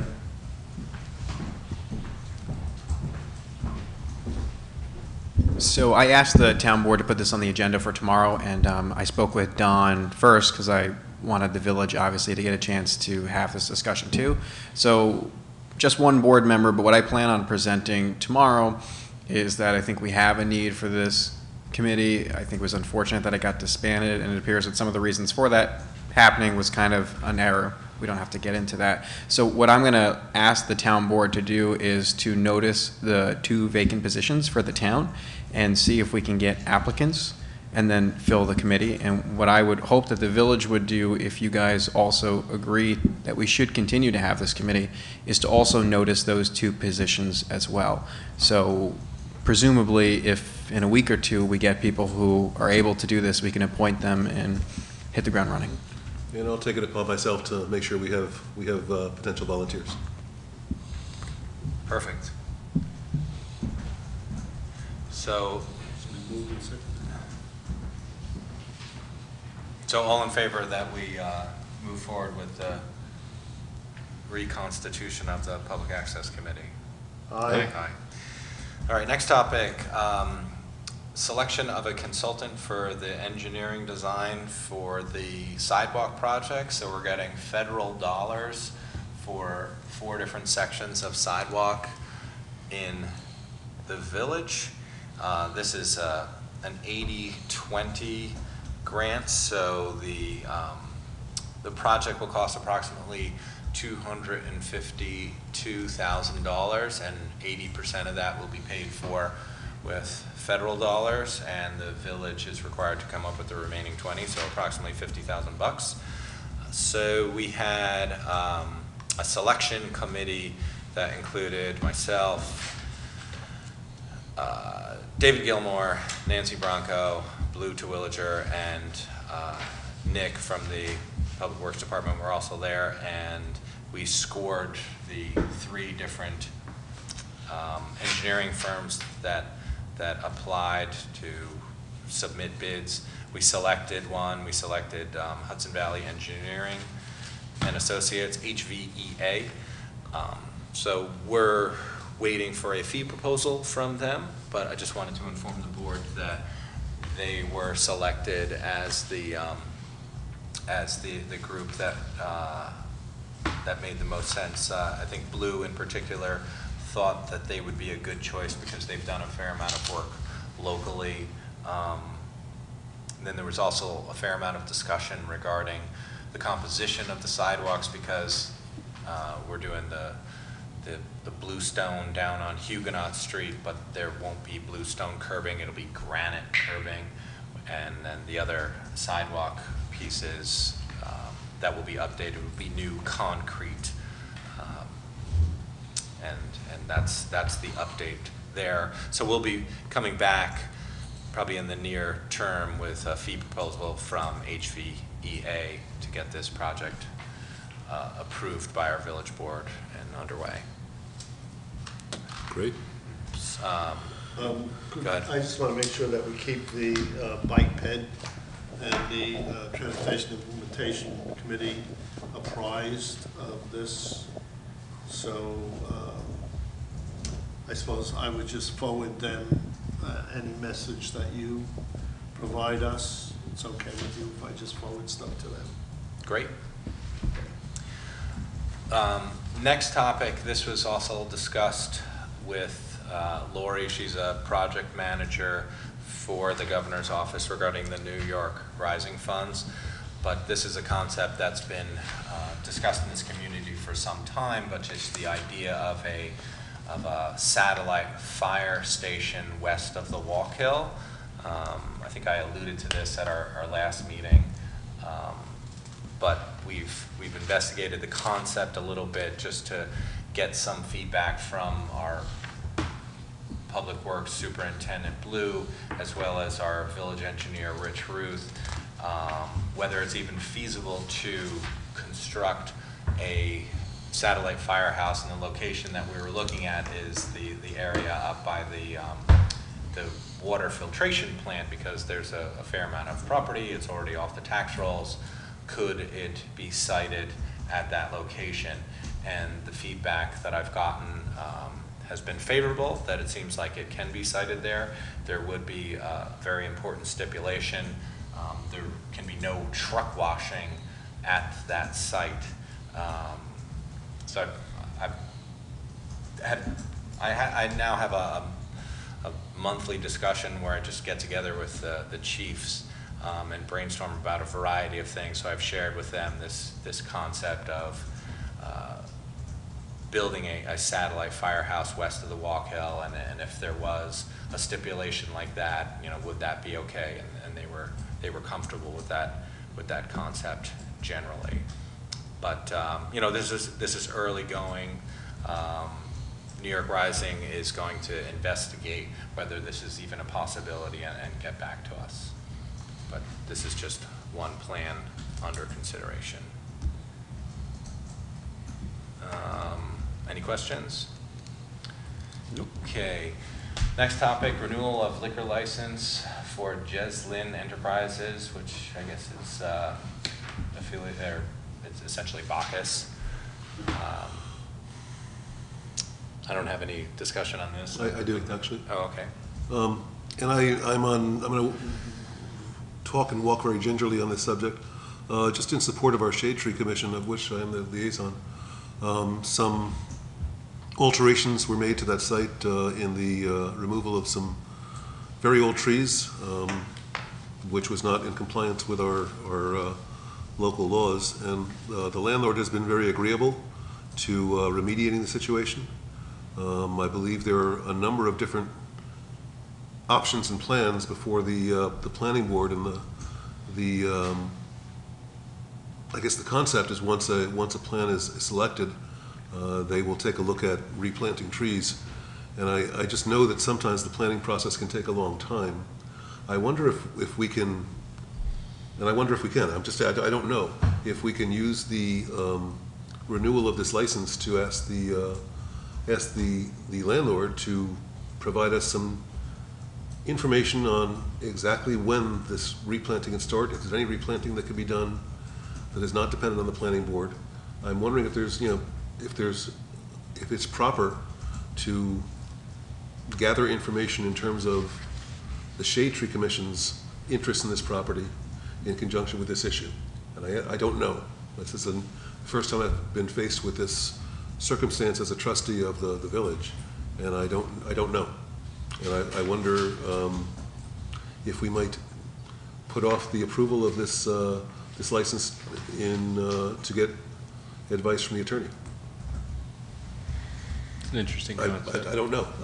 If I'm suggesting something which is untoward, I apologize. I'm feeling a little nervous about it because the State Liquor Authority is involved, and there are very particular regulations and legislation involving liquor licenses and so forth, and I would hesitate to attach any conditions that might be considered, let's say, arbitrary and capricious to an action regarding SLA item. And you had indicated that the property owner has been agreeable to remediating the situation.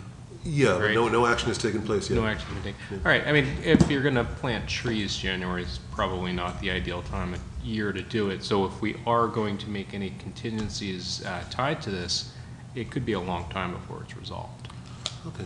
So. Well, that's why I brought the issue up in the tentative way I did, and I appreciate the counsel from my colleagues. I think it's a perfectly reasonable, idea to brainstorm about. I appreciate that you brought it up. Well, I know that the quality of the environment of the Mount Laurel School and their students has been greatly diminished by the removal of these trees. And I think things are moving through channels. I just wonder if there's something that this board might do to communicate with the landlord to say we're really interested in repopulating that property. Just bring it up because we have an opportunity. I think your phrase of things are moving through channels is right on, and I would commend our building inspector for staying on top of this. I think he's doing a good job. Yeah, I agree. Making sure that that we encourage property owners, and I made this comment at the last couple of meetings, like this way of doing business, this kind of ask for forgiveness instead of permission thing. I'd really like to get people to not do that anymore. So the wheels of government move slowly, a little too slowly for me, but it sounds like that's. Yeah. So are we comfortable? I wouldn't be at all opposed, nor worried if we had on a tick list on the building inspector's work schedule that he appeared there every 3 weeks with a request for an update on the plan. That might be a more effective way to the same place. Ryan, could you send a note to Bryant just to ask him for an update that he can share with the board on where we're at in terms of the replanting or the response that we're asking this property owner to have to the violations that he was involved in terms of cutting down the trees? That was really nice collaboration on that issue. Thank you, colleagues. What timeline's required for approving this? I mean, do we have time? I'm comfortable running Don's idea past our attorney just to flesh out what our options are going forward. But I don't want to do that if it means that their liquor license is going to be held up. There's going to be. So I mean, isn't this one of those we're waiving our 30-day review, right? I just see this as a renewal of liquor licenses now. So I mean, do we have 2 weeks to consult our attorney and figure out what our options are on this? I'd be agreeable to having a special meeting. If the answer to that question is no, I'd be agreeable to having a special meeting over the next week to approve that license. All right. When do you want the special meeting? Well, that's if it's we can get an answer tomorrow. Yeah. Right, but if it's not time sensitive and can wait 2 weeks, there's no need for a special meeting. I see. But if there is, I'm amenable to having a special meeting. Let's say we speak with our attorney tomorrow, and then he says. What, are you kidding? Yeah. It would be beneficial for you to have waived the right to that review. If we want to have a special meeting, when would we have that special meeting? How about next Monday? Next Tuesday, I mean. If this were, no, I'm going to be out of town on Friday. I can't do that. Okay. ASAP. Next Monday, Tuesday, Wednesday. I'm also comfortable with Tom's suggestion, but I am curious to know what our options are. So I'm okay with even running with Tom's suggestion that we just keep Bryant checking in while also figuring out what our options are the next time this comes along, not necessarily for this specific situation. Because I don't want to play with fire. If we're not informed, the responsible thing is to not take action that might be advised. All right, so I'd like to make a motion to approve this. Second. All in favor? Aye. Okay. Parade request application from the New Paltz Church Council. Any discussion on this topic? Or I'm okay moving forward with this approval? Second. All in favor? Aye. Aye. Event application, Huguenot Street Nursery School Community 5K Run Walk. So moved. Second. All in favor? Aye. Request for extension on water bill payment from a property at Briarwood Court. You know, we read the note, the property owner was asking for, it seems like they did make payment and they met the first payment schedule that we provided them for, and they're just asking for an extension. Their request actually seems pretty reasonable to me. I thought so. So I'd like to make a motion that we grant the request as articulated in the email request from the property owner. Second. All in favor? Aye. Okay, any updates on the Maurice Whiteman Memorial? I spoke again with Maurice's widow, and she was going to spend some of this past time, very recent past, talking with her family again to see if there was any change of sentiment, and I've not heard back about any. I will inform you as soon as I do. Okay. Someone pointed out too, the spelling of Maurice's last name was incorrect. We just want to make sure that it's Whiteman. W-E-I-T-M-A-N. Yes. He's not a poet. Was not a poet. We were going to discuss where we are in terms of the village website. I can provide a little bit of update.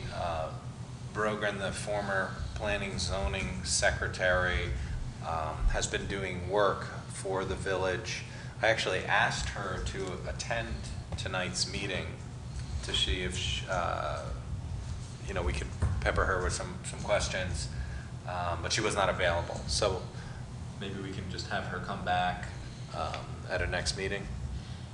Sure. Okay, yeah, so I asked for the agenda item. I was just curious if we are happy with the village website the way it is. It's a work in progress at the moment. Okay. Yeah, That's what I wasn't clear on. The Christina, our current planning and zoning secretary, was actually inventorying a few changes that she would like to see.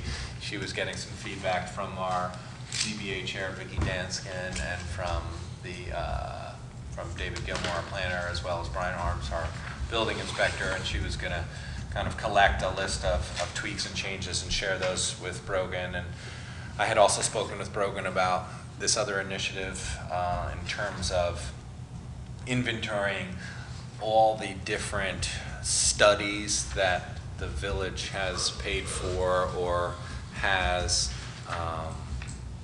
and you know, warehousing them or providing some sort of archive functionality on our website.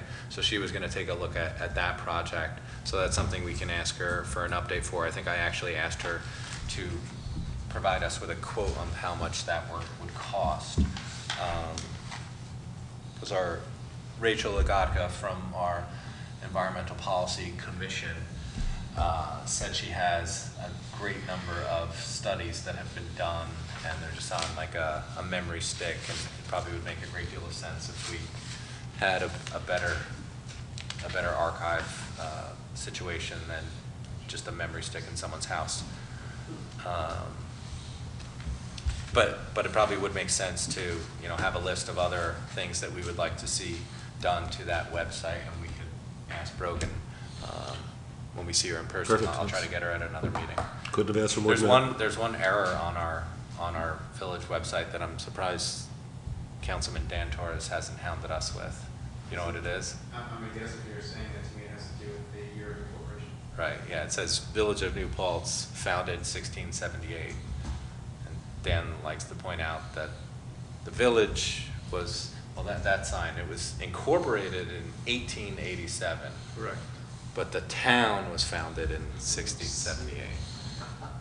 So our website has a glaring error on it. Want to buy a banner cheap?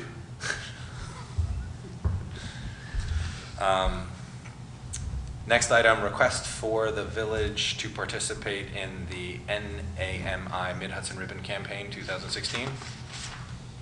Anybody want to comment on this? Or? It's a great cause. Excellent idea.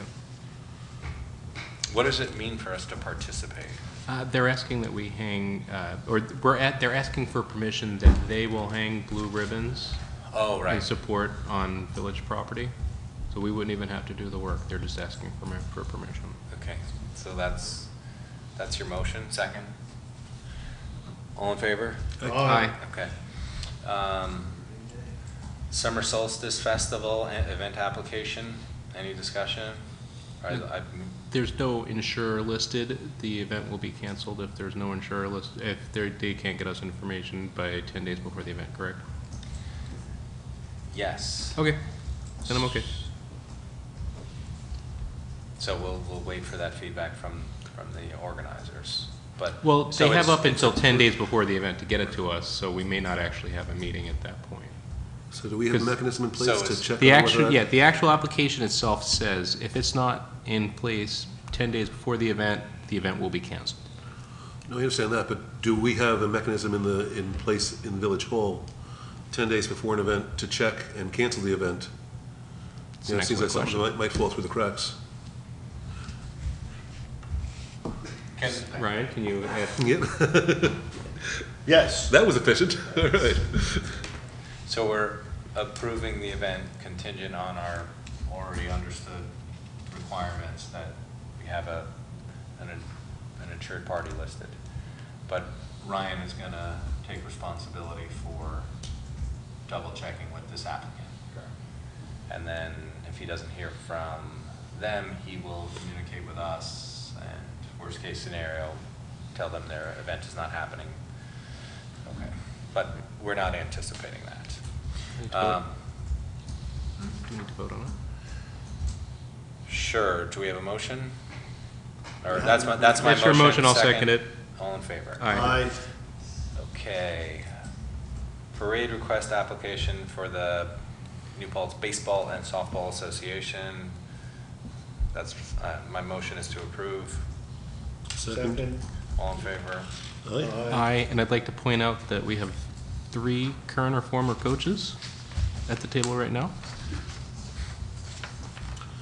Who's the odd man out? I was a coach in Rosendale. And you were a coach in Rosendale. It was the last year my stepson ever played professional sport or sports of any sort. Not since I perfected. All right, yeah. so please stay away from the parade, Don. Yeah. But are we, And skipping then, over no, the next time. membership interest? What's that? Like PED interest? 16, number 16, letter of membership interest, bike ped committee.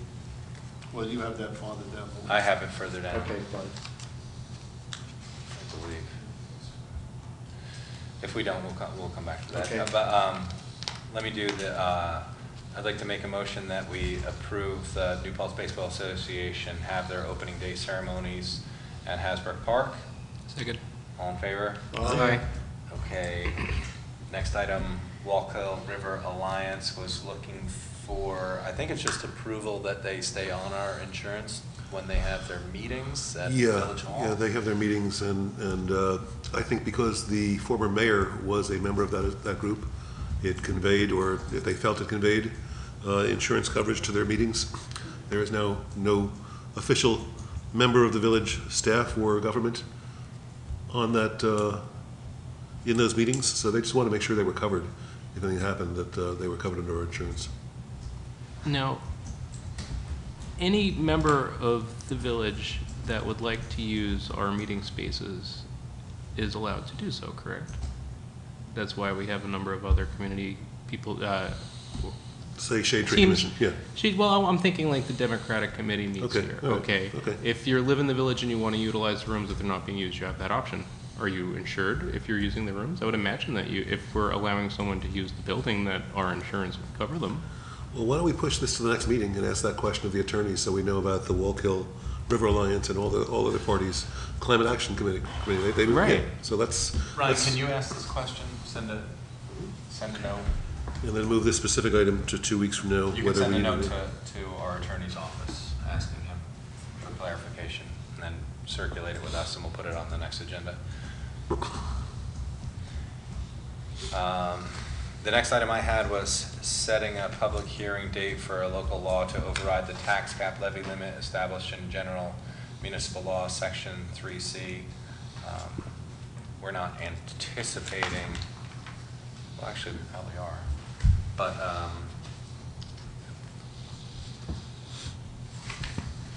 do we have that here? I don't have it printed out. Yeah, it's in the back of the.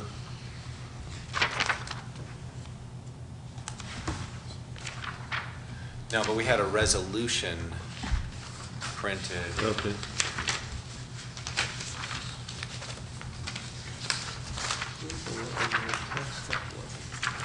I mean, it's, from my understanding, it's kind of a perfunctory thing that we do.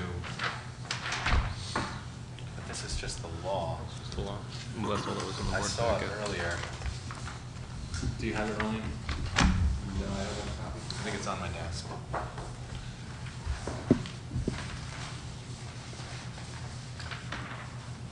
You know, we can actually do this at our next meeting, so let's just put this on the agenda. There's no, we need to do this, but we don't need to do this tonight, so that's okay. Excuse me.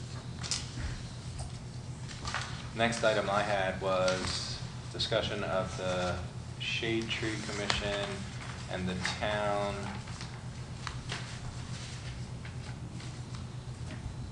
Environmental Conservation Board. Is that the ENCB would like to Yeah. submit a Yes. joint proposal for a community grant? Did we not do that at Yeah, our I think meeting that on crossed out. Thursday?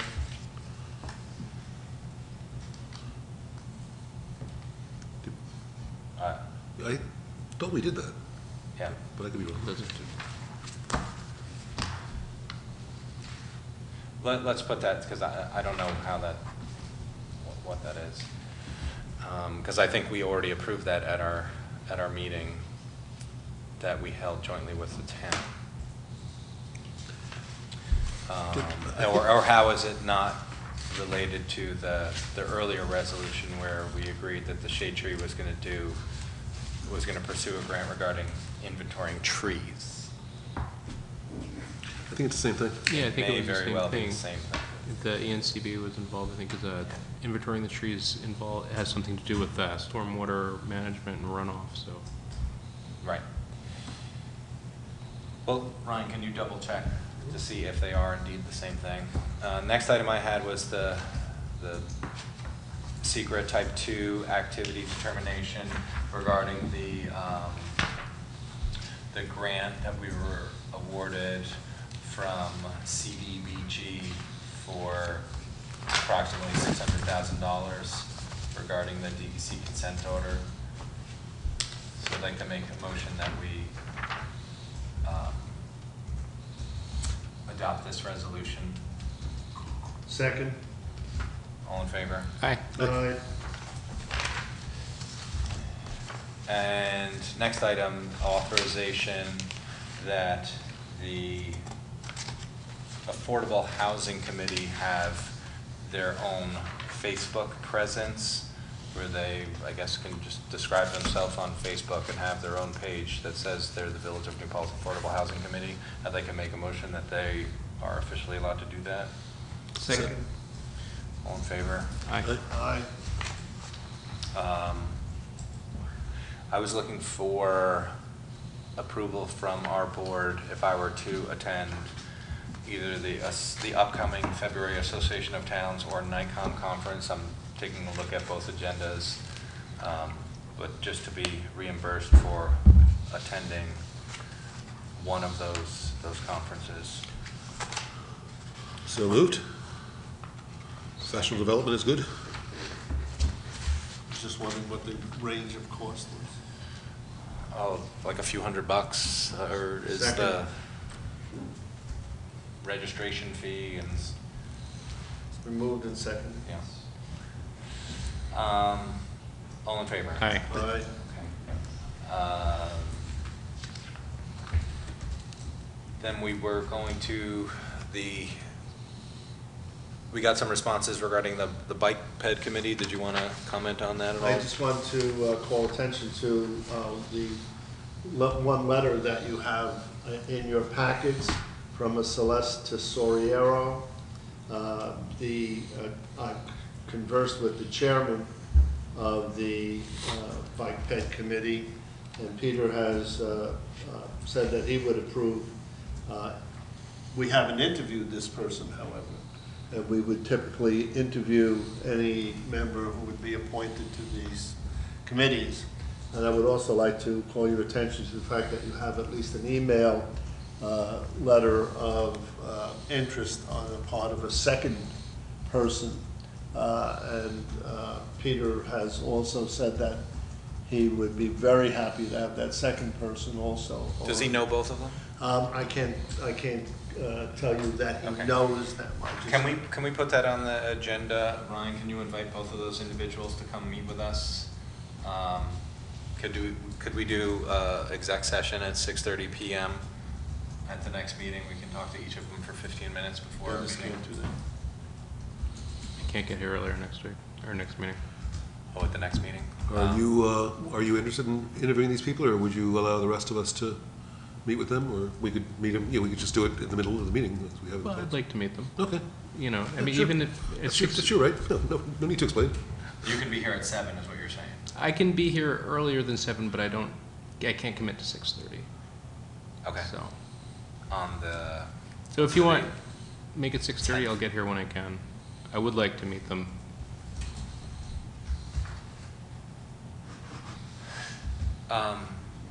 Yeah, why don't we have the exec session at 6, or we have our meeting start at 6:30. We go into exec session immediately. We'll talk with them, but then we'll still reserve the right for you to chat with them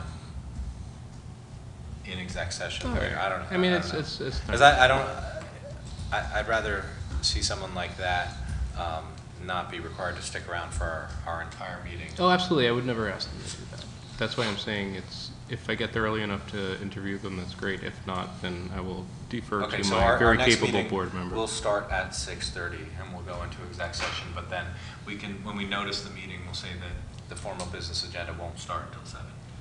I would like to ask if the board members think that it would be appropriate for Peter to speak with each of them in advance of that meeting. Sure. Can you make that happen? I'll work on that. And on one last related note, at the point where we feel we have the bike ped committee well-staffed, I'd like to have just as big a request on the village website, look for people for the Environmental Policy Commission and/or the Public Access Committee. I'd say that was really a very effective move that's on our great. part, and I would approve it for other committees that we're looking to staff. You know, and I'd like to also, just occurred to me also, if we can put those requests out on the Public Access Bulletin Board, that might be we know that people watch our meetings on Channel 23. Sure. I think it was actually Facebook that generated the most response when we posted these committee Well, you're popping a bubble vacancies. here, Tim. We were all like, well. No, I think we should do all three. Yeah, absolutely. Facebook, website, and public access. But Facebook's a powerful tool for disseminating information. Both accurate and inaccurate. And kind of Sidebar, okay. Probably kind of information. We didn't do bills and claims yet? Yeah, I put that at the end. We need to have someone help me sign off on bills and claims since Rebecca's not here. She had a situation, she was excused from tonight's meeting. So who wants to sign off on? Tom did last time. I can do it as long as you know that I have to be back out of town again tomorrow, so I'll have to deliver them to somebody early. I can do it if it's an issue. So you're going to take them home and do them? I'll take them home and do them at home and then get them to you. You could just slip them in my office if you like. Slip them in Ryan, okay, I will slip them in Ryan's office. Okay, so I'd like to make a motion that we have Tom do the bills and claims. Second. All in favor? Aye. And then I'd like to make a motion that we accept the bills and claims. Second? Or do we need to we have this is the resolution, right? We have to do, this is a roll call for bills and claims. Trustee Young. Aye. Deputy Mayor Rossler. Excused. Mayor Rogers. Aye. Trustee Rocco. Aye. Trustee Carroll. Hey. Okay, I'd like to make a motion, we go into exec session for a moment. Second. For what reason? Personnel discussion. Yeah, I had one other quick item I wanted to discuss in executive session, particular history of an individual, yes, Okay. same thing. And when we come out, we're not going to take any action, in case the journalists were interested.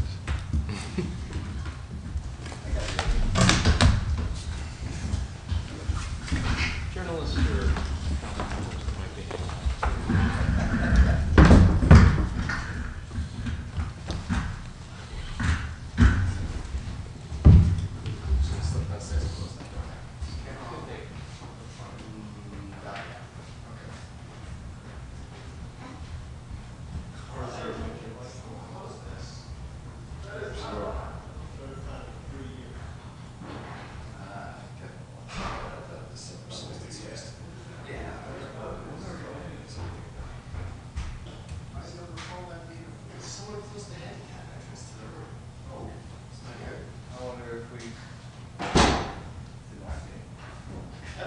We had a bunch of people coming in and out of the meeting that way. We had a Department of Justice complaint against you. Do you have information about this summer solstice festival? I know it's on the 21st of June. That's... Yeah, who's putting that on? Is there a document I can foil? The application? That might help. Yeah. Might at least get me to the right person. It's all about foil. I agree.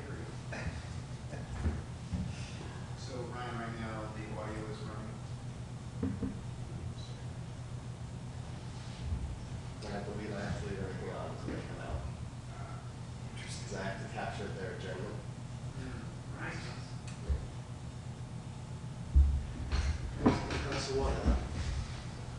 Makes it terrible. I think that's food afterwards.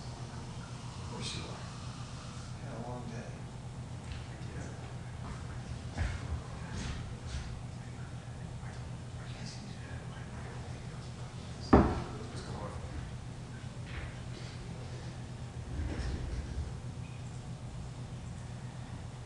18 years, patience.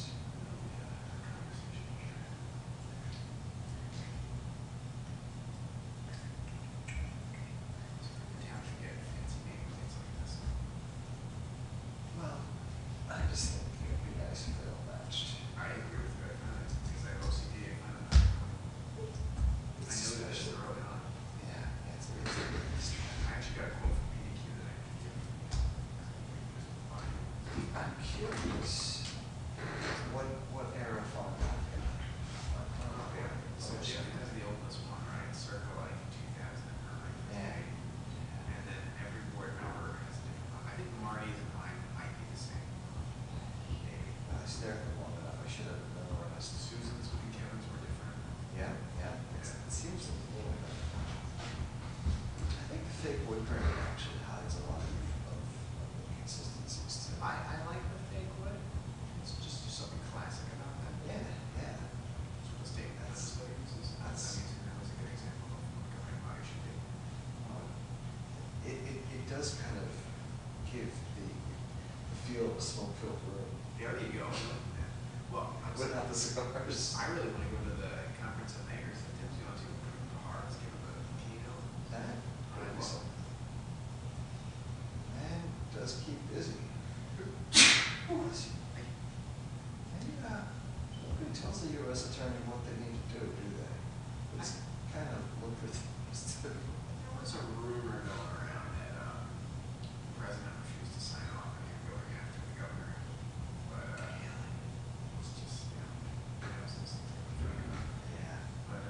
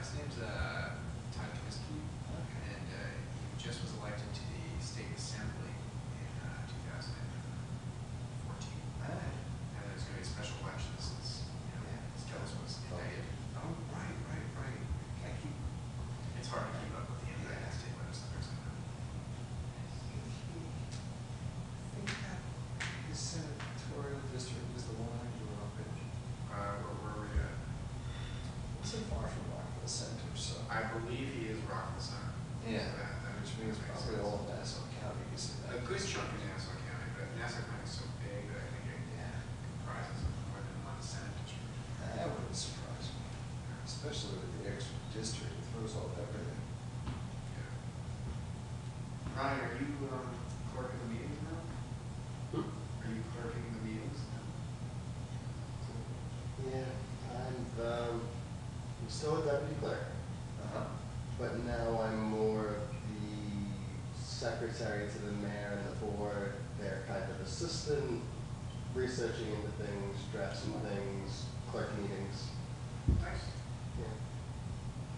You get things done when the mayor waves his hand, it just happens. It's a special We don't citizen. get to tell our clerk those things. No. And you're like, you. Yeah, you've had town clerks that don't even bother taking minutes. Really? Yeah, I don't think Marion took, Is that even legal? Or? yeah, I think, You have to even post them online. no, I think they hired someone else to actually take the minutes. Oh, She wouldn't went go to to the meetings because that's. Actually, she did go to the meetings. Oh, that's weird. I don't know if it's the legal role of the clerk to go to the meetings. I mean, maybe it I is. don't know, the law is so It's strange. to file those papers, but I don't know if like you have to go. Like I know in the village, myself, Katie, or Alberta could clerk any of the meetings if we needed to. Okay. I know the village and the town laws are different. Yeah. Yeah, they seem to be pretty generous with providing clerk stuff to all the committees nowadays. When I was on the ethics committee, it was, well, who's going to take minutes? Yeah. But now they actually send people to these things. That's cool. That's good. Yeah, Alberta couldn't make it, so I subbed for her one day for the ECB. No, the EPC, wow. EPC. A lot of alphabet soup to keep track of. Yeah. And you have to keep track of it all and still be able to speak English to people who don't know and don't care. That's the big part, isn't it? That is a big part. Constant translation. You know, if Don still does slice and meatballs. Yeah, I think he does. I saw him at the chili festival film, and I assume that's what, I mean, I haven't watched TV. How much he's like on it right now? I just paid a bill for $5 for my Time Warner cable for that month, the thing like on the names. That's a really good question. I have a tenant, so I mean, Oh, well, you know. tenants always watch TV. It's what they do. I think that's how they make their money for rent.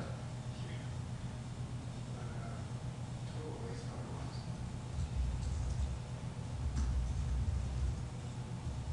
I watch a lot of our meetings on YouTube. Even I'll actually rewatch a lot of my meetings, like just to review things that are said or that happened. Tim needs another microphone. I get another microphone? Yeah, it really does, because especially the planning board, if you, I don't know if you heard David mention it to me, but you really can't hear anybody Yeah, on I the TV. heard that. I Nothing mean, I've really- rewatched some of the planning board. If you take a look at how there's the microphone, there is a microphone in front of every person, every mouth.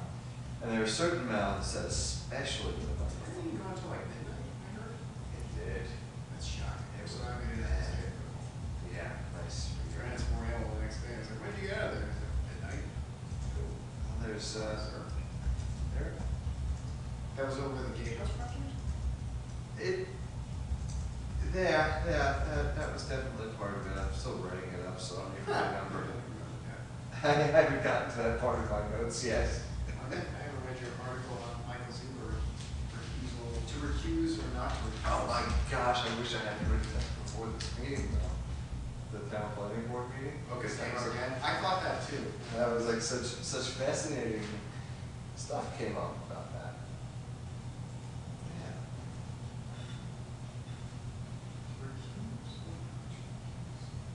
You interviewed a very interesting cross section of people.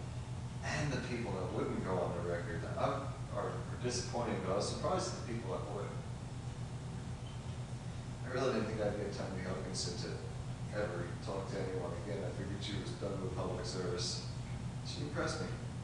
Yeah, you know, it's interesting. I don't know if I recall her giving comment on this. Maybe she needed some time. I mean, when you're God knows that. in public office, you probably want to rest, but it's Somehow, one of my colleagues would mention her at every other meeting. It's like, guys, she's been on the board years. I will let you know that in our 3 meetings now, we have not once mentioned a previous supervisor. kind of reminds me of the Bush administration. You know what? I was gonna go there. I'm happy you beat me to it. 'Cause it's exactly what it would always be used as like the boogeyman in the room. Just be like,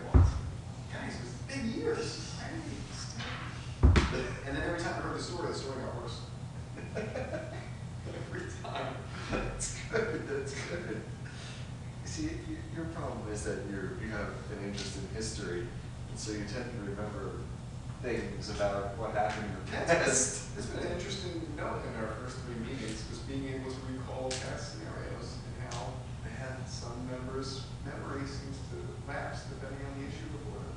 Yeah, and I'm sure 50 years ago, it was really pretty much all about memory, because who's going to wade through all the minutes to find out the What I was truth? thinking of too is that, I mean, so much of that was relative to going back to the minutes. So here's one, the safety net conversation.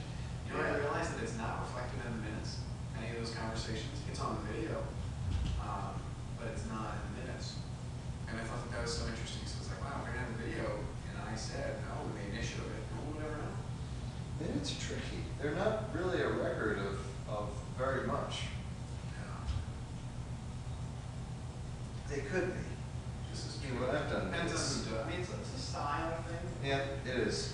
I tend to, like when I've done minutes, I don't do a lot of direct quoting like I would for an article, but I try to at least capture the sense of the conversation, and that's for public meetings isn't a requirement. When I was on the school board, we had one member who would always have us amend the minutes to reflect that they had a doctorate.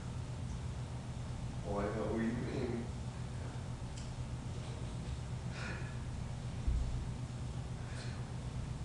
You would think that the secretary or the clerk would have gotten it after 1 or 2. I didn't, because it was a conversation piece a few times. I always wondered if we should call Neil doctor supervisor of the test or supervisor doctor of the test. You see, that's the problem with our modern societies. We don't have a good order of precedence for titles, because the United States doesn't like I think titles. it should and be in we like- order of when you received it. So in this case, I think it should be doctor supervisor of the test. And it's a good point. What time of the use? So I noticed this with Hillary Clinton, right, where people refer to her as Secretary. former secretary, Yeah. but not former senator anymore. Yeah. Now, yeah. granted, secretary is higher than the United States senator, and I guess that's probably how it goes, but in my mind, for whatever reason, I always refer to her as a former senator. See, if I think of her as senator, I think of her less favorably than when I think of her as a secretary of state. Yeah, she was a pretty popular secretary of state as a senator. I mean, she certainly had an evolving voting record that has now been. I didn't even like even the way she got to be senator. Oh, you mean by being elected by the people of New York State? Yeah, as opposed to elected by the people of some state that she lived in and didn't just pick a house in so she could run for New senator. York loves carpetbaggers. Not always. Ask Sean Eldridge. Sean Eldridge bought a mansion in the district and had been in for some time. So I really like Sean. I think that clouded how I thought that race was going to go. Yes, it's an interesting congressional district. It's fascinating, this congressional district. I don't know.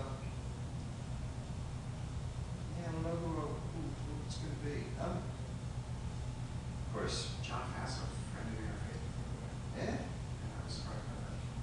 I get his email blasts, but for a while I was like, who's this guy? I'm a big Zephyr Teachow fan. She definitely has a rep, and I think if she's serious about it, I just don't know what her fundraising capability is. That's really what it's all about. Her first day, she raised $50,000. Is that good? Yeah. I have no clue what's Yeah, going I on. mean, that is a shocking amount. Okay. Over 1,000 individual donors in 24 hours. Nice. I mean, granted, you don't do that every day, but. Sure, but there was some early enthusiasm, and that's promising. I will tell you, getting to witness the process to run for Congress through Elliott really soured me to the process. Oh, yeah? Oh, my goodness, yeah. It's so much about the fundraising. Put it to you this way, if I won the Powerball and I called the DCCC and said I want to run for Congress, and I said I would use that money, they would run me, without doubt. And they don't care anything else about me. They're like, oh, you're gonna fund it yourself. Yeah, absolutely. We're gonna run you So on a sad. heartbeat. It is so sad that our system has been reduced to that. What is wrong with it? What can we do differently? I mean, my biggest thing is I always think that you need fair districts. I think that's the number one thing. We don't think it's not a sexy item to discuss. Yeah, and it's also in direct violation of job security. Of what? Job security for people in office. Well, that's the problem. The issue is that a lot of state constitutions dictate that it's the role of the state legislators Yeah, it's just draw the lines, when it just simply shouldn't be. I mean, Yeah. think about the self-interest there, obvious self-interest, not a question. And that's, I don't even, is that something that even the Supreme Court could even rule on? Because So the Supreme Court did rule on it with Texas in 2012, because the state Supreme Court of Texas threw out the lines that the state legislature had made, and they redrew them based on population. And all of a sudden, there were like 3 districts in Texas that became competitive. They were like, oh my God, this is crazy, Texas is in play. And it went to, I think it did go to the Supreme Court maybe? It went to some higher level court, don't quote me on that. And that they deemed that, no, the state constitution dictates that they're allowed to draw the congressional lines as long as they don't violate the Voting Rights Act. They did not do that in this case, so we're going to let them stand. Yeah, that's Florida just surprising. got in trouble for doing that. They violated the Voting Rights Act in the creation of their district. So what the court determined was that they changed the districts for the upcoming 2016 election, and they considered at one point delaying the 2014 elections, which had never happened before. Wow. But what they just did was they changed the districts for 2016, and I think there was one district in particular that had an African-American majority, but they deemed that it was drawn inappropriately. And that was the issue at hand. And they did have to restructure the districts, if I recall. For whatever reason, Florida's congressional delegation consistently has bizarre issues. Like Alan Grayson, who lost his seat with like 60%, and then ran in a redistricted seat, and then won by 60% again, and then got accused of like being his wife, which is just like crazy. Really? I think that's also where, what's his name, Foley comes from, the other crazy member of Congress who was like inappropriate with interns. And then Alan Foley, yeah, right, I do around remember. 2006, I think. And then there was Alan West, who was just like totally out there. I mean, it's like the whole group. It's nonstop. Definitely the most colorful congressional delegation.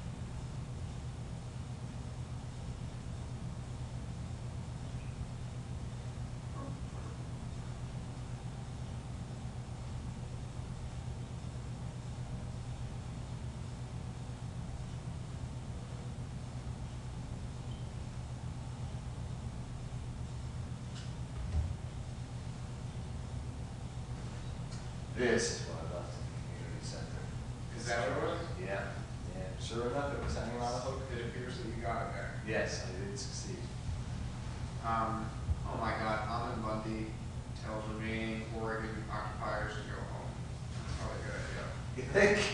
When I was reading about the Bundys, it reminded me of the season of The Walking Dead where they take over the jail.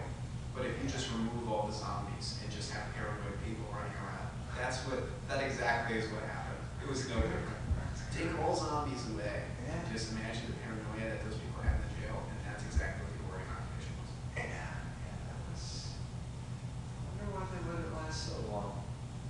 I don't know. Isn't that interesting? And the governor even requested for the feds to come in. I think they didn't want it to be a violent thing, which I read someone down here, I think. Yeah. They, that was definitely a death thing that happened, apparently. Yeah, I think we could call that whole incident, chalk it up to American terrorism, actually. It's pretty bad. I also think it was funny that they were going on about, like, our forefathers would be proud of us. And be like, no, apparently you've never heard of the Whiskey Rebellion. And he tried the same thing. George Washington said, yeah, you guys better cut it out, or we're going to come and kill you. And they complied.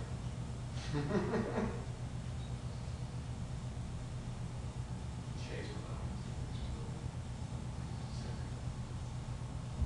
Shay O'Brien's Rebellion. Shay O'Brien's Rebellion. That's what I should have. You guys should do a story on Garvin opening up Rock High. You know, Oh, yeah. Rock High. I don't even know what the story is. That was another brief that got lost in the shuffle that I need to make sure we follow up on. Hey, did you guys get a press release? We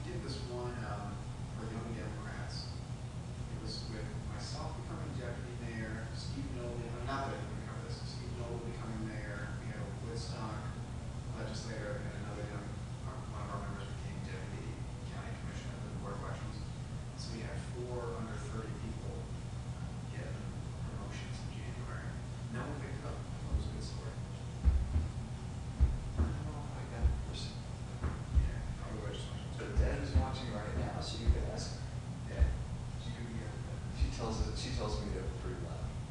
I'm not talking about anything that I. That's what I said. That's what I said.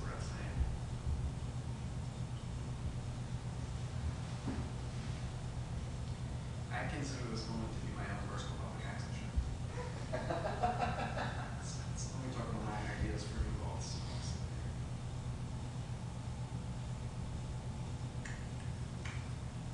Did you know we used to have a public access show back in the day?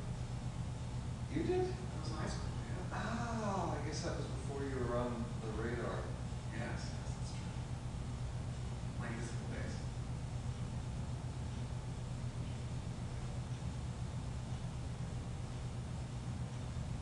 Is that when they got that picture of you that they always run in the paper? Yeah, I really need to update the, I should have asked when Lauren was here. Oh, you know, but you have to be careful. Lauren could be very good. She might draw a mustache on your face and rolls around with that for 10 years. Yeah. Yeah, she's got a terrible reputation. Yeah, she knows it, right, Lauren? Yes, the photo is me in like college wearing a t-shirt, and then it's been used for like, oh, James Murphy Town Board, you were used wearing a t-shirt. I also think I'm like 25 pounds heavier in that photo too. So that's another reason why I would want to change. See, this will be the topic of your next public access show, is how I lost 500 pounds or whatever it was that Yeah. I've done so far. Yeah, that's good. And before we needed to just use the forklift to get you up here. Oh, man. All right, I see how it is. Now we either need to follow you or you can get the whole community up and walking. Yeah. We used to work in the area. We could do a whole new Paltz Times article on weight loss. There you go. Newsprint is not a high calorie food. I would recommend just eating the newspaper as a diet. Well, because I eat it on pill so much, I'm just going to tell people that just to promote my pill, that's how I lost the weight. Just eating there. It's a good idea. You know, enough black coffee. I don't drink coffee. Maybe that would. Green tea? Oh. Let's try it out.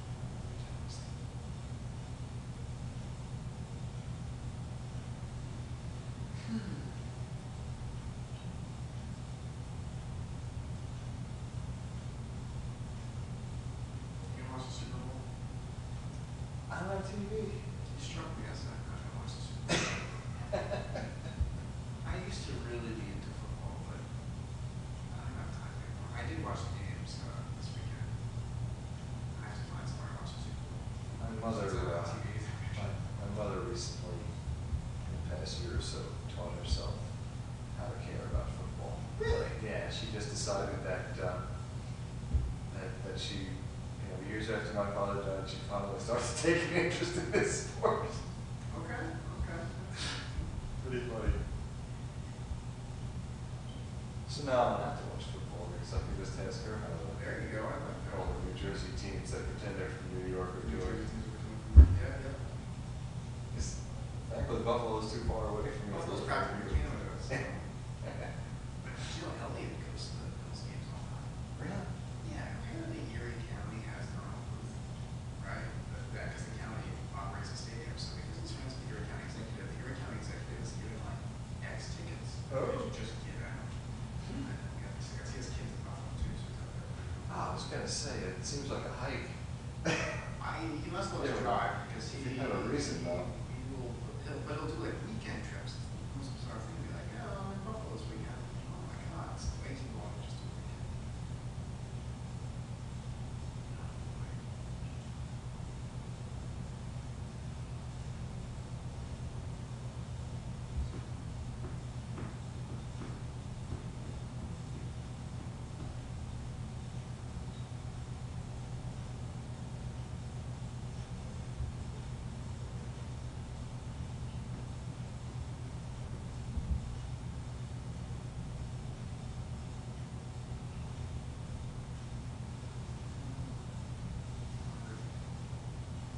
Don't you know to eat before these meetings? I do, but doesn't mean that I I was kind of hoping that with the awards given, that maybe Josie was going to celebrate by giving us all cupcakes. Yeah, that's true. She That, let us down. I was, you know, I wasn't saying she had to do it, but I certainly wouldn't turn down a cupcake. You know, I love Josie's cupcakes, but because I worked there, it's just like not the same.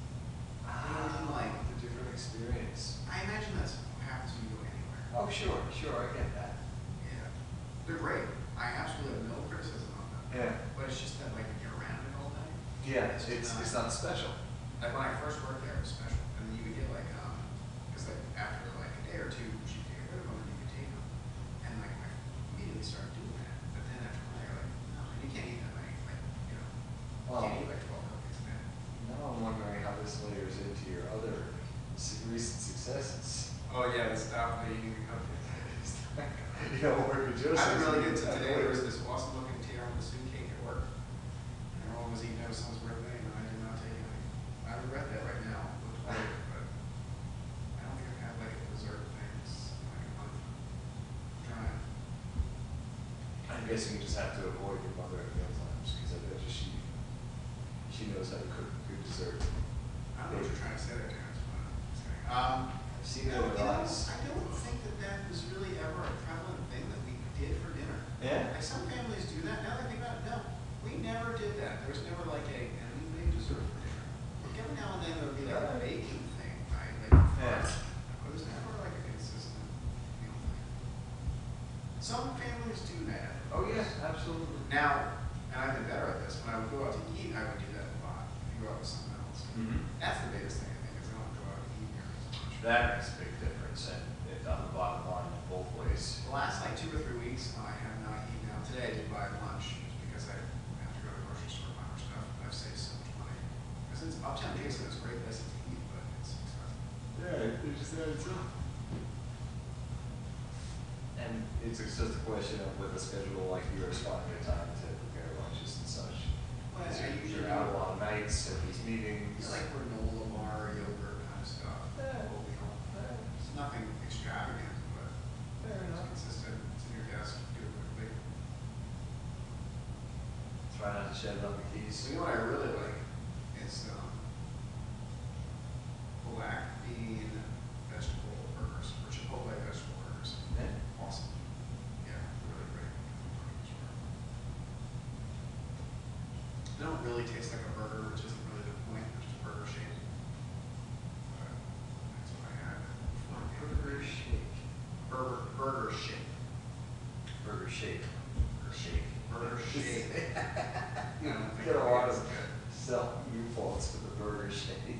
Burger shake. Some people I think would buy it just to prove that. Some people would buy it Just to prove. Just to prove You ever something. watch a show like Man vs. Food? You're just sitting on TV and I haven't watched it in years. At the end of the day, I always think to myself, there's no winners in this. Everyone is lost. First of all, I spend time watching you do this, which says a lot about me. And second, I don't know how you can feel good about yourself after this. You didn't win anything. Everyone's lost here. And then I'll like interview people in the restaurant who have done the eating challenge, and even they have a look of guilt in their mind. You can just see it like, yeah, I'm kind of proud, but at the same time I realize, why did I do this to myself? Yeah, that's you get excited. Yes. It's just this rush of testosterone. You can prove this. Prove. You are the eating doctor. Is it I'm assuming it's some sort of a competitive thing.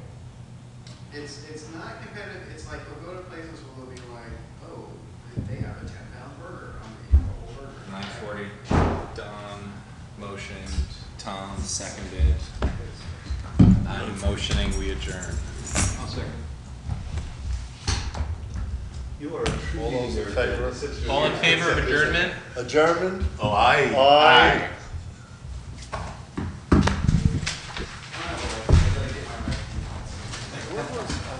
What's that? Something came up that I said. Which planning board meeting? The one where Victoria was Yeah, president. okay. And I said to her, that I definition of bonus? No, that's Oh, mine. that's your own. Yeah, I'm the. I don't, yeah. It's you sitting over there. I was sitting over there. What came up? Oh, I asked you about it. This is on the, whether the rail trail is a street or thoroughfare. Well, Yeah, she's good. this is gonna come up, back to the planning board. Fair enough. Oh, because you guys were looking at it from the net zero perspective. Yeah, That's yeah, what. you mentioned it to me. Yes, Yeah. yes, yes. Well, I think we need an opinion. Would love.